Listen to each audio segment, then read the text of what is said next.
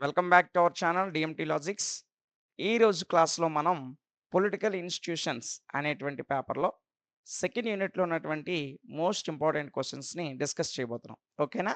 So ఈ second యూనిట్లో ఉన్నటువంటి మోస్ట్ ఇంపార్టెంట్ క్వశ్చన్స్లో మనం మొదటగా నేర్చుకోవాల్సిన క్వశ్చన్ ఇది. ఒకసారి జాగ్రత్తగా క్వశ్చన్ ఏంటో చూడండి నాన్న. Example the meaning and nature of theory of separation of power. Separation of power అనే సిద్ధాంతం యొక్క మీనింగు మరియు స్వభావాన్ని అడిగాడు. ఈ సిద్ధాంతాన్ని ప్రతిపాదించిన వ్యక్తి ఎవరంటే మాంటెస్క్యూ. ఏంటి ఈ సిద్ధాంతం? దాని మీనింగ్ ఏంటి? దాని యొక్క నేచర్ ఏ విధంగా ఉంటుందో మనం ఒకసారి బ్రీఫ్‌గా నేర్చుకుందాం. ఓకేనా? చూడండి నాన్న. దీని ఇంట్రడక్షన్ మొదటగా చూసినట్లయితే the French philosopher Montesquieu is the most prominent among those who explained the theory of separation of powers. Theory of separation of powers అనే సిద్ధాంతాన్ని తెలియజేసినటువంటి వారిలో మోస్ట్ ప్రొమినెంట్ ఫిలాసఫర్ ఎవరంటే ఫ్రెంచ్ ఫిలాసఫర్ అయినటువంటి మాంటెస్క్యూ. ఓకేనా? Next, Montesquieu proposed and propagated this theory by emphasizing that the organs of government should act according to the principles of separation of powers. Montesquieu సిద్ధాంతాన్ని ముఖ్యంగా దేని ఆధారంగా propose చేశాడంటే emphasising that the organs of government, ప్రభుత్వంలో ఉన్నటువంటి వివిధ విభాగాలు ఏవైతే ఉన్నాయో వాటి యొక్క ఎంఫసైజింగ్ ఆధారంగా, అంటే వాటిని క్రోడీకరిస్తూ ఈ సిద్ధాంతాన్ని సెపరేషన్ ఆఫ్ పవర్స్ అనే సిద్ధాంతాన్ని ఈయన ప్రపోజ్ చేశాడు. అయితే giving the first place to the freedom of the individual and to limit the powers of the state. ఇందులో ఈయన మొదటగా దేనికి ప్రాముఖ్యత ఇచ్చాడు, దేనికి మొదటగా ప్రాధాన్యత ఇచ్చాడంటే ఒక స్టేట్ యొక్క ఇండివిజువల్స్ ఏదైతే ఆ ఒక స్టేట్ యొక్క స్వయం ప్రతిపత్తి అంటాం కదా, ఆ ఫ్రీడమ్‌కి సంబంధించి, అంటే ఒక స్టేటు స్వేచ్ఛగా తన నిర్ణయాలు తీసుకోవడానికి, ఆ స్టేట్ పరిధిలో ఉన్నటువంటి ప్రభుత్వాలు, ఇక్కడ స్టేట్ అంటే రాజ్యం అవ్వచ్చు, దేశం అవ్వచ్చు, లేదా మనం మామూలుగా రాష్ట్రాలుగా పిలుచుకోవచ్చు. కానీ మనం పొలిటికల్ సైన్స్‌లో గాని, హిస్టరీలో గాని స్టేట్ అనే పదాన్ని ఎక్కువ శాతం దేనిగా తీసుకుంటామంటే దేశాన్నే తీసుకుంటాం. రాజ్యము అని దాని మీనింగ్. ఓకేనా? సో, ఒక రాజ్యము లేదా ఒక దేశము ఇతర దేశాలపై ఆధారపడకుండా సొంతంగా తన యొక్క ఫ్రీడమ్‌కి సంబంధించి, ఇండివిడ్యువల్ ఫ్రీడమ్‌కి సంబంధించి నిర్ణయాలు తీసుకోవడాన్ని ఈ సెపరేషన్ ఆఫ్ పవర్స్ అనే సిద్ధాంతం వివరించింది. ఓకేనా? నెక్స్ట్ నాన్న. Meaning and nature. ఈ సెపరేషన్ ఆఫ్ పవర్స్ థియరీ యొక్క మీనింగ్ ఏంటి? దాని యొక్క నేచర్, స్వభావం ఏ విధంగా ఉంటుందో ఒకసారి చూద్దాం. ఓకేనా? అలా జాగ్రత్తగా చూడండి నాన్న. It states that the government exercising powers on behalf of the state should exercise its powers in a limited, constitutional, and lawful manner in order to protect of the freedom and liberties of the people. ఇక్కడ ముఖ్యంగా అసలు దీని meaning ఏంటంటే it states, ఇది దేని నిర్వచిస్తుంది? ఈ meaning separation of powers theory దేన్ని నిర్వచిస్తుందంటే ఫ్రీడమ్ మరియు లిబర్టీస్‌కి సంబంధించి, అంటే స్వేచ్ఛ, సమానత్వాలకు సంబంధించి వాటి యొక్క పవర్స్ అనేవి పరిధి ఏ వరకు ఉంది? అంటే స్వేచ్ఛ అందరికీ ఇవ్వబడింది మన దేశంలో. కానీ ఆ స్వేచ్ఛకు కూడా ఒక లిమిట్ ఉంటుంది. అంటే ఇతరులకు ఇబ్బంది పెట్టనంత వరకు మనం స్వేచ్ఛగా బతకొచ్చు. స్వేచ్ఛగా బతకొచ్చు అన్నాం కదని ఒక కత్తి తీసుకొని ఊపుకుంటూ ఇదంటే ఎళ్ళామనుకో, అది ఇతరులకి ఆటంకపరుస్తుంది. సో, ఫ్రీడమ్‌కి కూడా ఒక లిమిట్ ఉంటుంది. అదేవిధంగా కాన్స్టిట్యూషనల్, రాజ్యాంగపరమైనటువంటి హక్కులకు అనుగుణంగా ఫ్రీడమ్ ఇవ్వబడుతుంది. అదేవిధంగా లాఫుల్ మేనర్, చట్టబద్ధమైనటువంటి పరిధికి లోబడి ఈ పవర్స్ అనేవి, అంటే ఒక స్టేట్‌కి గాని, లేదంటే ఒక రాష్ట్రంలో, లేదా ఒక రాజ్యంలో, లేదా ఒక దేశంలో ఆ రాజ్యాంగానికి అనుగుణంగా ప్రజలందరికీ కూడా వారి ఫ్రీడమ్ మరియు లిబర్టీస్‌కి సంబంధించి, అంటే స్వేచ్ఛ, సమానత్వాలకు సంబంధించినటువంటి హక్కులు ప్రసాదించబడ్డాయి. ఓకేనా? Next, Montesquieu believed that the government was formed to protect the welfare, Liberty and freedom of the people. Montesquieu ఏంటని నమ్మాడంటే ప్రజలందరి కొరకు, ప్రజలందరి కొరకు, అంటే ఆ దేశము లేదా రాజ్యంలో ఉన్నటువంటి ప్రజలకు సంబంధించినటువంటి స్వేచ్ఛ, ఫ్రీడమ్, లిబర్టీ, సమానత్వము, వెల్ఫేర్, వెల్ఫేర్ అంటే వారి యొక్క అంటే బాగోగులు చూసుకోవడం. ఓకేనా? ఈటన్నిటికి సంబంధించి గవర్నమెంట్ అనేది వీటన్నిటిని కాపాడడానికి అనుగుణంగా ఫార్మ్ అవుతుంది. అంటే ఒక దేశంలో ఫార్మ్ అయినటువంటి గవర్నమెంట్ ఏదైతే ఉందో, అది ప్రజల యొక్క సంక్షేమాన్ని, వెల్ఫేర్‌ని చూస్తుంది. అదే విధంగా లిబర్టీ, వారి యొక్క సమానత్వాన్ని గాని, ఫ్రీడమ్‌ని గాని ప్రొటెక్ట్ చేయడానికే ఫార్మ్ అవుతుంది అని మాంటెస్క్యూ నమ్మాడనమాట. ఇంకా చూసుకున్నట్లయితే which were the ambitions of the state, ఇవన్నీ కూడా ఒక దేశం యొక్క లక్ష్యాలుగా, యాంబిషన్స్‌గా ఉంటాయి. ఎయిమ్స్ లేదా యాంబిషన్స్ ఏదైనా అనొచ్చు. ఓకేనా? నెక్స్ట్ ఈయన ఇంకా ఏం చెప్తున్నాడంటే, Montesquieu emphasised that the 3 branches of the government, namely legislative, executive and judiciary should be established on behalf of the state and carry out the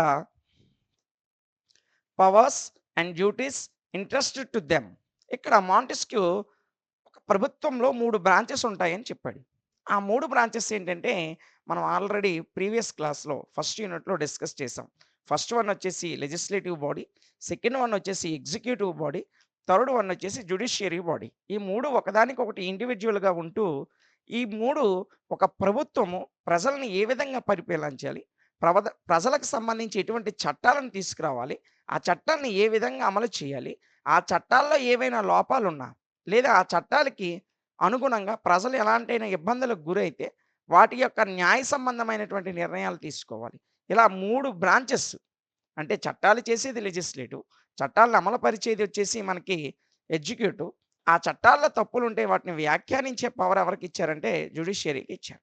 ఈ 3 విషయాల్ని ఎవరు చెప్పారంటే మాంటెస్క్యూ మొట్టమొదటిగానే సెపరేషన్ ఆఫ్ పవర్స్ అనే థియరీలో వివరించడం జరిగింది. ఓకేనా? నెక్స్ట్, ఎ కింగ్డమ్, ఒక సామ్రాజ్యం అనేది constituted A government for the achievement of certain clear objectives. ఒక కింగ్డమ్, ఒక రాజ్యము లేదా ఒక సామ్రాజ్యము, మన భాషలో ఇప్పుడు ప్రెజెంట్ ఒక దేశం గాని సర్టైన్ ఆబ్జెక్టివ్స్, కొన్ని లక్ష్యాలను కనుగొని, అంటే కొన్ని లక్ష్యాలకు అనుగుణంగా ప్రజల యొక్క ఆబ్జెక్టివ్స్ అంటే ఇక్కడ లక్ష్యాలుగా మనం చెప్పుకుంటాం. ప్రజల యొక్క అచీవ్‌మెంట్‌కి సంబంధించి కొన్ని లక్ష్యాలను కలిగి ఉంటుంది. అవేంటో ఒకసారి కొన్ని చూద్దాం. The various branches of the government have to exercise their powers within certain limits. ఇప్పుడు ఆల్రెడీ మనం 3 బ్రాంచెస్ ప్రభుత్వంలో ఉన్నాయని చెప్పుకున్నాం. ఈ వివిధ రకాలైనటువంటి 3 బ్రాంచెస్, 3 ఒకేలాంటి బ్రాంచెస్ కాదు. ఎగ్జిక్యూటివ్ బ్రాంచెస్‌కి కొన్ని పవర్స్ ఉంటాయి. జ్యుడిషియరీకి కొన్ని పవర్స్ ఉంటాయి. అదే విధంగా లెజిస్లేటివ్‌కి కొన్ని పవర్స్ ఉంటాయి. ఆ పవర్స్ అన్నీ కూడా సర్టైన్ లిమిట్స్, కొన్ని నియమ నిబంధనలకు అనుగుణంగా ఉంటాయి. అంటే లెజిస్లేటివ్ కొన్ని నిబంధనలకు అనుగుణంగా, కొన్ని లిమిట్స్‌కి అనుగుణంగా చట్టాలు చేస్తారు. ఆ చట్టాలను అమలుపరిచేటప్పుడు కూడా అధికారులకి కొన్ని లిమిట్స్ ఉంటాయి. వాటిని వ్యాఖ్యానించడానికి కూడా కోర్టుకి కూడా కొన్ని లిమిట్స్ ఉంటాయి. అంటే ప్రభుత్వం తీసుకొచ్చిన కొన్ని చట్టాలని కోర్టు ఆపడానికి లేదు. అలాగని ప్రభుత్వం ఏ చట్టాలు పడితే ఆ చట్టాలు తీసుకురావడానికి కూడా లేదు. అమలుపరిచేటప్పుడు కూడా అధికారులు వాళ్ళ ఇష్టానుసారంగా అమలుపరచడానికి లేదు. ఆ చట్టంలో పొందుపరిచిన నియమ నిబంధనలకు అనుగుణంగానే అమలుపరచాలి. ఈ విషయాన్ని మాంటెస్క్యూ తెలియజేశాడు. ఓకేనా? Next, each branch of the government has to act in according with the guidelines prescribed by the constitution with the interfering the affairs of the branches. ఇక్కడ ప్రతి బ్రాంచ్ కూడాన, అంటే ఎగ్జిక్యూటివ్ బాడీ గాని, లేదంటే లెజిస్లేటివ్ బాడీ గాని, judiciary system గాని ఏదైనా సరే రాజ్యాంగబద్ధంగానే పనిచేయాలి. ఆ దేశానికి, అంటే ఇప్పుడు ఉదాహరణకు మన దేశాన్ని తీసుకుంటే, మన దేశానికి ఒక కాన్స్టిట్యూషన్ ఉంది. ఒక రాజ్యాంగం ఉంది. ఆ రాజ్యాంగంలో పొందుపరచబడినటువంటి నియమ నిబంధనలకు అనుగుణంగా, అందులో పొందుపరచబడిన ఆర్టికల్‌కు అనుగుణంగా చట్టాలు చేయడం గాని, చట్టాలు అమలుపరచడం గాని, చట్టాలను వ్యాఖ్యానించడం గాని జరుగుతుంది. ఓకేనా? నెక్స్ట్, ఇంకా మనం చూసుకున్నట్లయితే, on the contrary dictatorship will arise and democratic rule will be disrupted. అయితే డిక్టేటర్‌షిప్, నియంత పాలన అనేది అరైజ్ అయ్యి, అదే విధంగా డెమోక్రటిక్ రూల్, ప్రజాస్వామికమైనటువంటి పరిపాలన అనేది తగ్గింది. ఎప్పుడు? పురాతన కాలంలో. To avoid such a situation, Montesquieu proposed the theory of separation of powers to promote the concept of limited government to protect individual liberties. అయితే ఏ దేశంలోనైనా సరే ఒక లిమిటెడ్ గవర్నమెంట్ ఒక 4 ఏళ్ళకో, ఒక 5 ఏళ్ళకో ఒక గవర్నమెంట్ వస్తే, ఆ గవర్నమెంట్ అనేది వేరు వేరు బ్రాంచెస్ ద్వారా అంటే ఇప్పుడే మనం చెప్పుకున్నాం లెజిస్లేటివ్ గాని, ఎగ్జిక్యూటివ్ గాని, లేదంటే జ్యుడిషియరీ గాని ఇలా సెపరేషన్ ఆఫ్ పవర్స్ ద్వారా ప్రజలకి ఈ డిక్టేటర్‌షిప్ నుంచి డెమోక్రటిక్ రూల్ వైపు పరిపాలించగలుగుతుంది. అదే ఒకే వ్యక్తి సుదీర్ఘకాలం పాటు పరిపాలిస్తే ఈ బ్రాంచెస్ అన్నీ ఉండవు. ఆ వ్యక్తి డిక్టేటర్‌షిప్ ద్వారా అంటే నియంత పరిపాలన ద్వారా ఆ దేశాన్ని ఇష్టానుసారంగా పరిపాలిస్తాడు. అలా కాకుండా ఒక లిమిటెడ్ గవర్నమెంట్ అనేది దేశంలో ఉంటే, ఆ గవర్నమెంటు ఇలా డిఫరెంట్ టైప్స్ ఆఫ్ బ్రాంచెస్‌ని కలిగి ఉండి ప్రజలకి కొన్ని నియమ నిబంధనలకు అనుగుణంగా పరిపాలన అందించగలుగుతుంది. ఓకేనా? Next. Theory of separation of powers historical sources. అయితే theory of separation of powers ఈ సెపరేషన్ ఆఫ్ పవర్స్ సిద్ధాంతానికి సంబంధించి హిస్టారికల్ రిసోర్సెస్ అంటే చారిత్రక పరమైనటువంటి అంశాలేంటో ఒకసారి చూద్దాం. బిఫోర్ మాంటెస్క్యూ, మాంటెస్క్యూకు ముందు many philosophers wrote against the centralisation of state power. ఇక్కడ ఒక దేశం యొక్క పవర్‌ని సెంట్రలైజేషన్ చేస్తూ చాలామంది ఫిలాసఫర్స్ కొన్ని వ్యాఖ్యలనేవి రాశారు. అయితే but they could not explain in clear theoretical form like Montesquieu. ఇక్కడ మనకి చాలామంది ఫిలాసఫర్స్ సెపరేషన్ ఆఫ్ పవర్స్‌కి సంబంధించి, ఒక స్టేట్ పవర్‌కి సంబంధించి ఇక్కడ స్టేట్ అంటే రాష్ట్రం కాదు, దేశము అని అర్థం చేసుకోవాలని చెప్పాను. ఒక దేశము లేదా ఒక రాజ్యానికి ఉండాల్సినటువంటి పవర్స్ ఏంటో చాలామంది రాశారు గానీ, ఒక థియరాటికల్‌గా మాత్రం ఏ వ్యక్తి కూడా రాయలేకపోయాడు. అంటే ఒక సిద్ధాంతపరంగా అంటే మాంటెస్క్యూ రాసినట్లుగా ఏ వ్యక్తి కూడా ఆ రోజుల్లో రాయలేకపోవడం అనేది జరిగింది. రాశారు గానీ, దానికొక సిద్ధాంతపరమైనటువంటి విలువలనేవి లేవు. ఓకేనా? ఇక్కడ మనం చూసుకున్నట్లయితే Aristotle the Greek philosopher. Aristotle ఏ ఫిలాసఫర్ అమ్మా? Greek philosopher. And the father of political science. ఈ అరిస్టాటిల్‌నే మనం ఫాదర్ ఆఫ్ పొలిటికల్ సైన్స్ అంటాం. రాజనీతి శాస్త్ర పితామహుడు అంటాం. ఈయన mentioned this theory in his book politics. ఈ సెపరేషన్ ఆఫ్ పవర్స్‌కి సంబంధించి ఈయన ఒక సిద్ధాంతాన్ని అయితే తెలియజేశాడు. ఎందులో తెలియజేశాడంటే ఆయన రాసినటువంటి పాలిటిక్స్ అనేటువంటి గ్రంథంలో వివరించాడు నాన్న. అయితే he stated that the government has three branches, namely deliberative organ and executive branch and judicial branch. Montesquieu అయితే లెజిస్లేటివ్, ఎగ్జిక్యూటివ్ అదేవిధంగా జ్యుడిషియరీ చెప్పాడు. సేమ్ ఈయనకన్నా మాంటెస్క్యూకి ముందే అరిస్టాటిల్ పాలిటిక్స్ అనే గ్రంథంలో అతను కూడా ఒక గవర్నమెంట్‌కి 3 బ్రాంచెస్ ఉంటాయని తెలియజేశాడు. ఆయన చెప్పిన 3 బ్రాంచెస్ ఏంటంటే డిలాబరేటివ్ ఆర్గాన్ ఒకటి, ఎగ్జిక్యూటివ్ బ్రాంచ్ ఒకటి, జ్యుడిషియరీ ఒకటి. అంటే మాంటెస్క్యూ చెప్పిన లెజిస్లేటివ్‌ని ఆయనకన్నా ముందు డిలాబరేటివ్ ఆర్గాన్‌గా ఈయన చెప్పాడు. ఓకేనా? Next. But he could not determine the extent powers between the 3. అయితే అరిస్టాటిల్ చేయలేకపోయిన పని ఏంటంటే, ఆ మూడిట్లకి సంబంధించి ఎలాంటి పవర్స్ ఉంటాయో ఆయన డిటర్మైన్ చేయలేకపోయాడు. అంటే నిర్వచించలేదు. చేయలేకపోయాడు కాదు, చేయలేదు. ఓకేనా? సో, ఇది ఈయనకి సంబంధించి. ఇంకా మనం చూసినట్లయితే ఆఫ్టర్ అరిస్టాటిల్, అరిస్టాటిల్ తర్వాత political philosophers such as Cicero and Polybius mentioned the elements of check balance in the Roman constitution.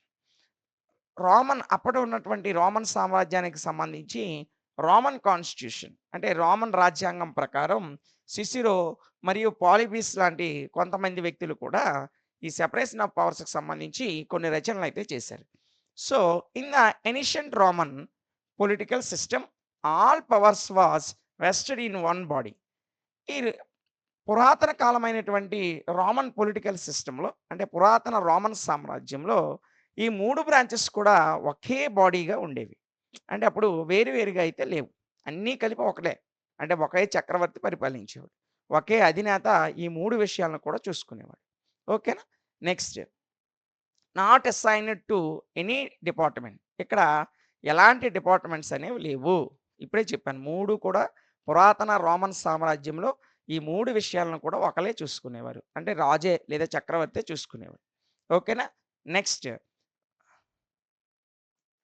Arrangements were made so that the powers were vested in balanced manner and the officers had control over each other. అయితే ఇవన్నీ కూడా కొంతమంది అధికారులు పెట్టి వీటిని అంటే ఈ బ్రాంచెస్‌ని balance చేస్తూ వచ్చారు. నెక్స్ట్ ఆఫ్టర్ సిసిరో, సిసిరో మరియు ఈ పాలిస్బస్ తర్వాత there was no scholarly discussion of the separation of powers until the early 14th century. Cicero Polybius తర్వాత 14వ శతాబ్దం వరకు ఇంకెవ్వరు కూడా ఈ సెపరేషన్ ఆఫ్ పవర్స్‌కి సంబంధించి ఏ విధమైనటువంటి వ్యాఖ్యలు గాని, ఏ విధమైనటువంటి రచనలు గాని చేయలేదు. ఎప్పటి వరకు? 14th సెంచరీ వరకు.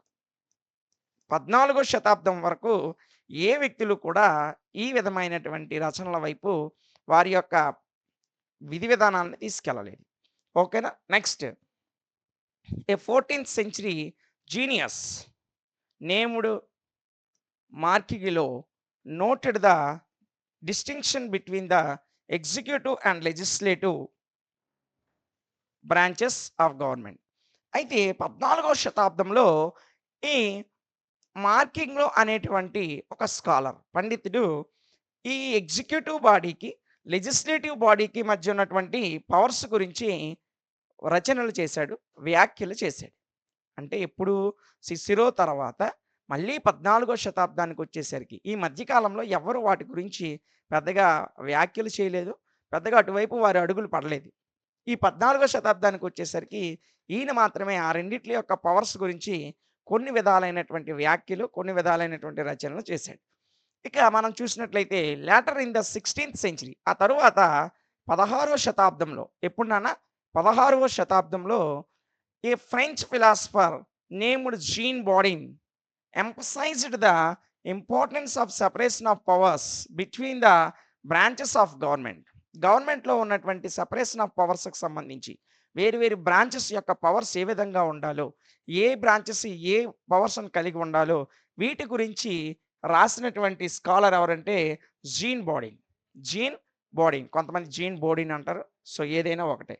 ఈ జీన్ బాడిన్ ఎప్పుడు ఈ విషయాల్ని మనకు తెలియజేశాడంటే 16th సెంచరీలో 16వ శతాబ్దం తర్వాత ఆయన యొక్క రచనల ద్వారా ఈ సెపరేషన్ ఆఫ్ పవర్స్ గవర్నమెంట్ యొక్క సెపరేషన్ ఆఫ్ పవర్స్‌కి సంబంధించి కొన్ని విషయాలను తెలియజేశాడు.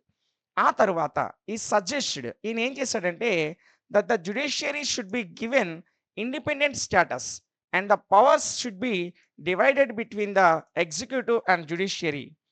ఈ జీన్ బోడిన్ ఏం చెప్పాడంటే జ్యుడిషియరీ సిస్టమ్ అనేది ఎగ్జిక్యూటివ్ నుంచి సెపరేట్‌గా ఉండాలి. జ్యుడిషియరీ సిస్టమ్‌కి ఇండివిడ్యువల్ పవర్స్ ఇవ్వాలి అని సజెస్ట్ చేశాడు. ఓకేనా? సో, ఈ 2 కలిసుంటే ఎగ్జిక్యూటివ్‌కి, జ్యుడిషియరీ కలిసుంటే రాజకీయ నాయకులు గాని, లేదా పరిపాలకులు ఎవరైతే ఉన్నారో వాళ్ళు జ్యుడిషియరీ సిస్టమ్‌ని వారికి అనుగుణంగా మార్చుకుంటారు. కాబట్టి జ్యుడిషియరీ సిస్టమ్ అనేది ఎగ్జిక్యూటివ్ నుంచి సెపరేట్ అవ్వాలి. మరియు జ్యుడిషియరీ సిస్టమ్‌ను ఇండిపెండెంట్ సిస్టమ్‌గా దానికి స్టేటస్‌ని కల్పించాలి అని సజెస్ట్ చేసిన వ్యక్తి ఎవరంటే ఈ జీన్ బోడిన్. ఓకేనా? నెక్స్ట్ చూడండి నాన్న. ఈ emphasised that judicial powers should be transferred from the king and independent system. ఇక్కడ రాజు నుంచి జ్యుడిషియరీ సిస్టమ్ అనేది ఇండిపెండెంట్ సిస్టమ్ ఒక స్వతంత్ర ప్రతిపత్తి కలిగినటువంటి సంస్థగా ఉండాలి అని చెప్పింది కూడా ఎవరు అంటే ఈ జీన్ బోడిన్. ఓకేనా? నెక్స్ట్ చూడండి నాన్న. ఈ స్ట్రాంగ్లీ బిలీవ్డ్ ఈయన చాలా దృఢంగా నమ్మాడు. ఏమనంటే that the king should not have wide powers. రాజుకి విశాలమైనటువంటి లేదా విస్తృతమైనటువంటి శక్తులు ఉండకూడదు. ఎందుకంటే ఆయన ఒక పరిపాలన మాత్రమే చూడాలి. న్యాయబద్ధమైనటువంటిది వేరే వాళ్ళకి అప్పచెప్పాలి. అంటే న్యాయ నిపుణులు ఎవరున్నారో వారికి అప్పచెప్పాలి. అప్పుడే పరిపాలన చాలా సమర్థవంతంగా జరుగుతుంది. అన్ని విషయాలు కింగే చూసుకుంటే ఆయనకు అనుకూలమైన వ్యక్తులకు మాత్రమే న్యాయం జరుగుతుంది. ప్రజలందరికీ సమానమైనటువంటి న్యాయం జరగదు. ప్రజలందరూ సమానమైనటువంటి హక్కులు పొందలేరు అని చెప్పి ఈయన బలంగా నమ్మాడు. ఓకేనా? నెక్స్ట్ చూడండి నాన్న. He warned that if there is no separation of powers between the executive and judicial branches there will be laxity in the delivery of justice. ఇదే మనం చెప్పుకున్నాం. ఎప్పుడైతే జ్యుడిషియరీ సిస్టము, ఎగ్జిక్యూటివ్ సిస్టము సెపరేట్‌గా ఉండవో ప్రజలకి న్యాయం అందడంలో ఖచ్చితంగా న్యాయం అందడంలో అన్యాయం జరుగుతుంది. అంటే ప్రజలందరికీ ఎగ్జిక్యూటివ్ బాడీ, జ్యుడిషియరీ బాడీ కలిసి ఉంటే అంటే ఎగ్జిక్యూటివ్ బాడీ అంటే రాజకీయ నాయకులు అంటే ముఖ్యమంత్రి లేదా మంత్రిమండలి కలిసి ఉంటాయి. లేదా ప్రధానమంత్రి యొక్క కేంద్ర మంత్రిమండలి కలిసి ఉంటాయి. దీన్ని ఎగ్జిక్యూటివ్ బాడీ అంటాం.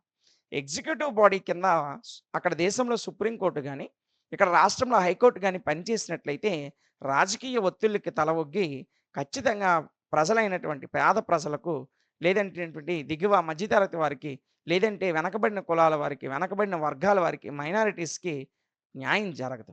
సో, ఇదే విషయాన్ని ఆయన 16వ శతాబ్దంలోనే చెప్పాడు. ఓకేనా? ఇంకా చూడండి. Discrimination will increases. ఇక్కడ డిస్క్రిమినేషన్ అనేది పెరిగిపోతుంది. విచక్షణ లేదంటే వర్ణ వివక్ష గాని, కుల వివక్షత గాని, కులాలకు అనుగుణంగా తీర్పులివ్వచ్చు. వర్ణాలకు అనుగుణంగా తీర్పులివ్వచ్చు. మతానికి అనుగుణంగా తీర్పులివ్వచ్చు. ఎప్పుడు జ్యుడిషియరీ సిస్టమ్ అనేది ఎగ్జిక్యూటివ్ సిస్టమ్‌లో ఇన్‌క్లూడ్ అయ్యుంటే. సో, అదే విషయాన్ని నేను చెప్తూ వచ్చాడు. ఇంకా the concept of equality under the law will be ignored. చట్టం దగ్గర అందరూ సమానమే అనేటువంటి విషయం కూడా ఇగ్నోర్ చేయబడుతుంది. ఇప్పుడు ఎగ్జిక్యూటివ్ బాడీలో జ్యుడిషియరీ బాడీ అనేది ఇన్క్లూడ్ అయ్యుంటే చట్టం ముందు అందరూ సమానులనే మాటే ఉండదు. ఎందుకు? అందరూ సమానమే అంటే అందరికీ సమాన న్యాయం అందదు. రాజకీయ నాయకులకి ప్రోద్బలంతో తప్పు చేసిన వారిని కూడా కాపాడగలుగుతారు. అందువలన ప్రజలకి సమానమైనటువంటి న్యాయం అందదు. ఓకేనా? సో, అందుకే ఈయన 16వ శతాబ్దంలోనే ఏం చెప్పాడంటే, జ్యుడిషియరీ సిస్టమ్ అనేది ఇండిపెండెంట్‌గా ఉండాలి. ఎగ్జిక్యూటివ్ సిస్టమ్ నుంచి లేదా అప్పుడున్నటువంటి కింగ్ దగ్గర నుంచి ఈ జ్యుడిషియరీ సిస్టమ్‌ని వేరు చేయాలి అని చెప్పాడు. ఓకేనా? నెక్స్ట్ చూడండి నాన్న. In the 17th century in England 2 philosophers named James, next Harrington and John Locke. నాన్న ఇక్కడ జేమ్స్ హారింగ్టన్ అనేది మొత్తం ఒకే వ్యక్తి పేరు. జేమ్స్ హారింగ్టన్ 18వ శతాబ్దంలో ఇంగ్లాండ్ దేశంలో ఇద్దరు ఫిలాసఫర్స్ ఎవరెవరు? James Harrington, John Locke. వీరిద్దరు కూడా మెన్షన్డ్ దిస్ థియరీ. ఈ సెపరేషన్ ఆఫ్ పవర్స్ ఆఫ్ గవర్నమెంట్‌కి సంబంధించిన సిద్ధాంతం ఏదైతే ఉందో దాన్ని వీళ్ళిద్దరు 17వ శతాబ్దంలో మెన్షన్ చేశారు. వీళ్ళిద్దరు ఏం చెప్పారు? They state that there is a need to separate the powers of the executive department from the legislative department. వీళ్ళు కూడా ఏం చేశారంటే 17వ శతాబ్దంలో ఎగ్జిక్యూటివ్ బాడీని లెజిస్లేటివ్ బాడీ నుంచి వేరు చేయాలి అని చెప్పారు. ఓకేనా? అప్పటి వరకు ముందున్నటువంటి ఫిలాసఫర్స్ గాని, స్కాలర్స్ గాని ఏం చెప్పారంటే లెజిస్లేటివ్ నుంచి లేదా ఎగ్జిక్యూటివ్ నుంచి జ్యుడిషియరీని వేరు చేయమని చెప్పారు. వీళ్ళొచ్చి ఏం చెప్పారంటే 17వ శతాబ్దంలో లెజిస్లేటివ్ నుంచి ఎగ్జిక్యూటివ్‌ని వేరు చేయమని చెప్పారు. ఎందుకు వీళ్ళు అలా చెప్పారో చూద్దాం. James Harrington in his book Oceana declared that there should be checks and balances between the legislative and executive branches. Executive బ్రాంచెస్‌కి అదే విధంగా ఈ యొక్క లెజిస్లేటివ్ బ్రాంచ్‌కి మధ్యన ఉన్నటువంటి పవర్స్ వేరు చేయాలి. ఎందుకంటే లెజిస్లేటివ్ అంటే అందరు ఎమ్మెల్యేలు ఇక్కడ రాష్ట్ర స్థాయిలో అయితే, అందరు ఎంపీలు దేశ స్థాయిలో అయితే. వీళ్ళందరూ కలిసి లెజిస్లేటివ్ బాడీగా ఏర్పడతారు. అంటే శాసనాలు, చట్టాలనేవి అక్కడే నియమించబడతాయి. ఆ చట్టాలు వారు నిర్ణయించినటువంటి చట్టాలు, తీసుకొచ్చినటువంటి యాక్ట్స్ ఏవైతే ఉన్నాయో, అవి ప్రజల్లోకి తీసుకెళ్ళే బాధ్యత ఎవరిదంటే లెజిస్లేటివ్ బాడీ కాకుండా ఎగ్జిక్యూటివ్ బాడీకి ఇవ్వబడింది. ఈ ఎగ్జిక్యూటివ్ బాడీ ఏదైతే ఉందో, ఆ ఎగ్జిక్యూటివ్ బాడీ లెజిస్లేటివ్ బాడీ నుంచి వేరు చేయాలి. అంటే అందరూ లెజిస్లేటివ్‌లో ఉన్న అందరూ దాన్ని అమలు చేయకూడదు. అందులో కొంతమంది మంత్రులుగా ప్రధానమంత్రి నేతృత్వంలో, లేదా రాష్ట్రంలో అయితే ముఖ్యమంత్రి నేతృత్వంలో ఒక ఎగ్జిక్యూటివ్ బాడీగా ఏర్పడి వారు మాత్రమే పరిపాలనా పరమైనటువంటి నిర్ణయాలు తీసుకోవాలని చెప్పింది ఎవరంటే 17th సెంచరీలో జాన్ లాక్ మరియు జేమ్స్ హారింగ్టన్. ఈ జేమ్స్ హారింగ్టన్ తన పుస్తకమైన ఓషియానాలో కూడా అదే విషయాన్ని ప్రస్తావించాడు. ఓకేనా? Next John Locke mentions the separation of powers in 2 treatise. He shared that the powers of the government should be exercised in 3 branches. ఈయన కూడా జాన్ లాక్ ఏం చెప్పాడంటే 17th సెంచరీలో ప్రభుత్వం తన యొక్క శక్తుల్ని లేదా తన యొక్క పవర్స్ ఏవైతే ఉన్నాయో వాటిని 3 బ్రాంచెస్‌గా విభజించాలి అని చెప్పాడు ఈయన కూడా. ఎప్పుడు 17వ శతాబ్దంలో. They are legislative, executive and federal. ఇక్కడ ఈయన జ్యుడిషియరీకి బదులు ఫెడరల్ అనే పదాన్ని వాడాడు. సో, ఇవన్నీ మన మాంటెస్క్యూ ప్రకారం లెజిస్లేటివ్, ఎగ్జిక్యూటివ్, జ్యుడిషియరీ అన్నాం. ఆయన కన్నా ముందున్నటువంటి వ్యక్తుల గురించి మనం మాట్లాడుకుంటాం.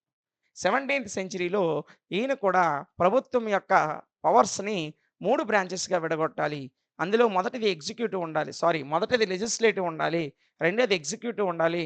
థర్డ్ వన్ వచ్చేసి ఫెడరల్ సమాఖ్య వ్యవస్థ. ఇది కూడా న్యాయశాఖకు సంబంధించింది. ఇలా 3 బ్రాంచెస్ ఉండాలని చెప్పాడు. అయితే but he emphasised that under no circumstances should both executive and legislative powers be intrusted to the same person or organisation. ఒక ఆర్గనైజేషన్ లేదా పర్సన్‌కి సంబంధించి, ఒక వ్యక్తికి సంబంధించినటువంటి ఈ లెజిస్లేటివ్ గాని, ఎగ్జిక్యూటివ్ పవర్స్‌కి సంబంధించి ఈయన పూర్తి వివరణ అయితే ఇవ్వలేకపోయాడు. ఓకేనా? సో, ఇది మాంటెస్క్యూ తీసుకొచ్చినటువంటి the theory of separation of powers of government. ఓకేనా? సో, దాని యొక్క మీనింగ్ ఏంటో మీరు తెలుసుకున్నారు. దాన్ని అంతకుముందు ఉన్నటువంటి హిస్టారికల్ రిసోర్సెస్ అంటే 13వ శతాబ్దం ఎక్కడ అరిస్టాటిల్ నుంచి, అరిస్టాటిల్ మనకు 4వ శతాబ్దంలో వస్తాడు. అక్కడ నుంచి ఇక్కడ వరకు 17వ శతాబ్దంలో వీళ్ళు అంటే మాంటెస్క్యూకి ముందు 17వ శతాబ్దం వరకు వీళ్ళు ఏ విధంగా గవర్నమెంట్‌లో ఉన్నటువంటి పవర్స్ సెపరేట్ చేయాలో వివిధ స్కాలర్స్ ఏ విధంగా చెప్పారో మనం ప్రతి పాయింట్‌ని కూడా డిస్కస్ చేసాం. ఓకేనా? ఇది దీనికి సంబంధించినటువంటి పూర్తి వివరణ. Explain the importance of the Montesquieu theory of separation of powers. Montesquieu తీసుకొచ్చినటువంటి ఈ theory of separation of powers అంటే అధికార విభజన సిద్ధాంతానికి సంబంధించిన ప్రాముఖ్యత గురించి రాయమన్నాడు. ఇది కూడా మోస్ట్ ఇంపార్టెంట్ క్వెషన్ అన్న. ఇందులో కొన్ని పాయింట్స్ ఆల్రెడీ మనం ఫస్ట్ క్వెషన్‌లో చూసాం.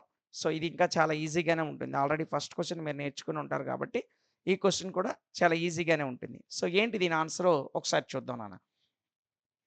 In the case of statesmanship, the theory of separation of powers mentioned by Montesquieu has become very important in the management of government structure.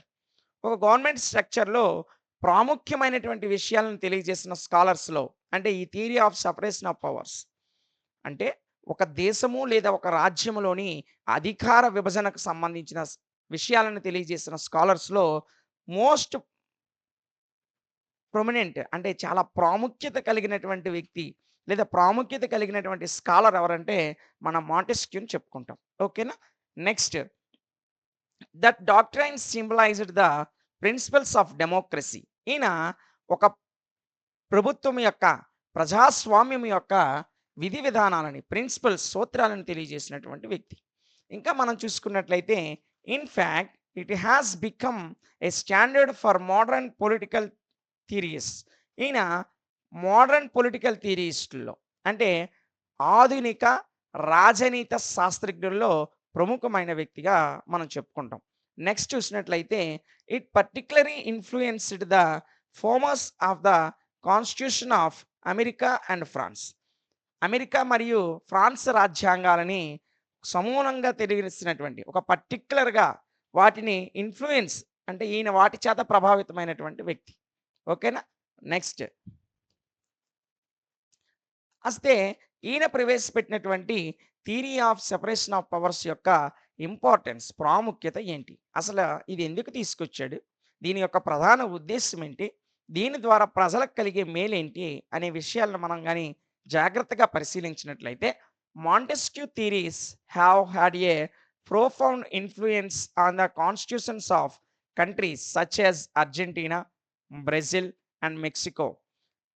ఈ ఈ మాంటెస్క్యూ సిద్ధాంతాలన్నిటిని, థియరీస్ అన్నిటిని మనం జాగ్రత్తగా పరిశీలించినట్లయితే ఈయన అర్జెంటీనా, బ్రెజిల్, మెక్సికో లాంటి చాలా పెద్ద పెద్ద దేశాల యొక్క రాజ్యాంగాల ద్వారా ఇన్‌ఫ్లూయెన్స్ అయ్యి ఆయన తన సిద్ధాంతాలని ప్రతిపాదించడం జరిగింది. నెక్స్ట్ మనం చూసినట్లయితే influenced by the doctrine the framers of the American constitutions adopted a presidential system of government in the American political system. ఇక్కడ మనం జాగ్రత్తగా చూసినట్లయితే అమెరికా రాజ్యాంగాన్ని రాసినటువంటి ఫ్రేమర్స్ ఎవరైతే ఉన్నారో అంటే అమెరికా రాజ్యాంగ రూపకర్తలు ఎవరైతే ఉన్నారో వారి చేత కూడా ఈయన ఇన్‌ఫ్లూయెన్స్ అయ్యాడు, ప్రభావితం అయ్యాడు.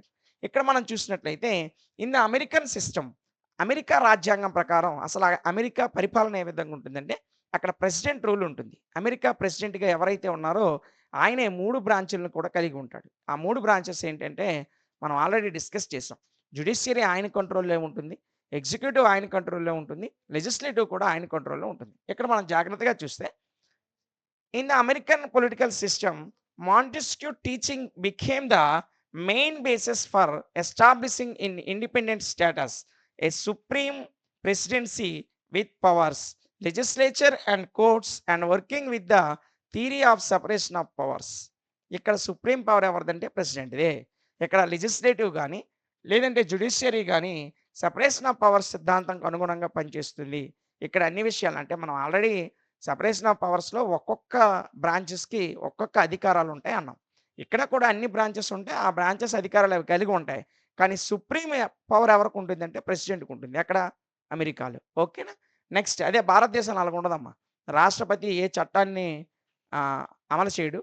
అదే విధంగా ఆయన పేరు మీద పరిపాలన జరుగుతుంది గానీ, ఆయన చట్టాలు చేయడు. లెజిస్లేటివ్ బాడీ మాత్రమే చట్టాలు చేస్తుంది. ఆ లెజిస్లేటివ్ బాడీలో వన్ ఆఫ్ ద మెంబర్ ఎవరంటే రాష్ట్రపతి. రాష్ట్రపతి ఆమోదంతోనే ఏదైనా చట్టంగా అవుతుంది. అయితే దాన్ని అమలు చేయడంలో మాత్రం రాష్ట్రపతి జోక్యం ఉండదు. ప్రధానమంత్రి పర్యవేక్షణలోని మంత్రిమండలి దాన్ని అమలు చేస్తూ ఉంటుంది. ఇక అందులో ప్రజలకు ఎలాంటైనటువంటి సమస్యలొస్తే జ్యుడిషియరీ సిస్టమ్స్ దేశ స్థాయిలో సుప్రీం కోర్ట్ గాని, రాష్ట్ర స్థాయిలో హైకోర్టులు గాని చూస్తాయి. రాష్ట్రపతి తీర్పులివ్వడు. రాష్ట్రపతి ఎవరికి డైరెక్ట్‌గా శిక్షలు వేయడు. ఓకేనా? ఇక్కడ భారతదేశంలో. అదే అమెరికాలోనైతే చట్టం ఎయొచ్చు. కోర్టులేసిన శిక్షని ప్రెసిడెంట్ అవసరమైతే తప్పించేయొచ్చు. ఓకేనా? ఇక్కడ చూడండి.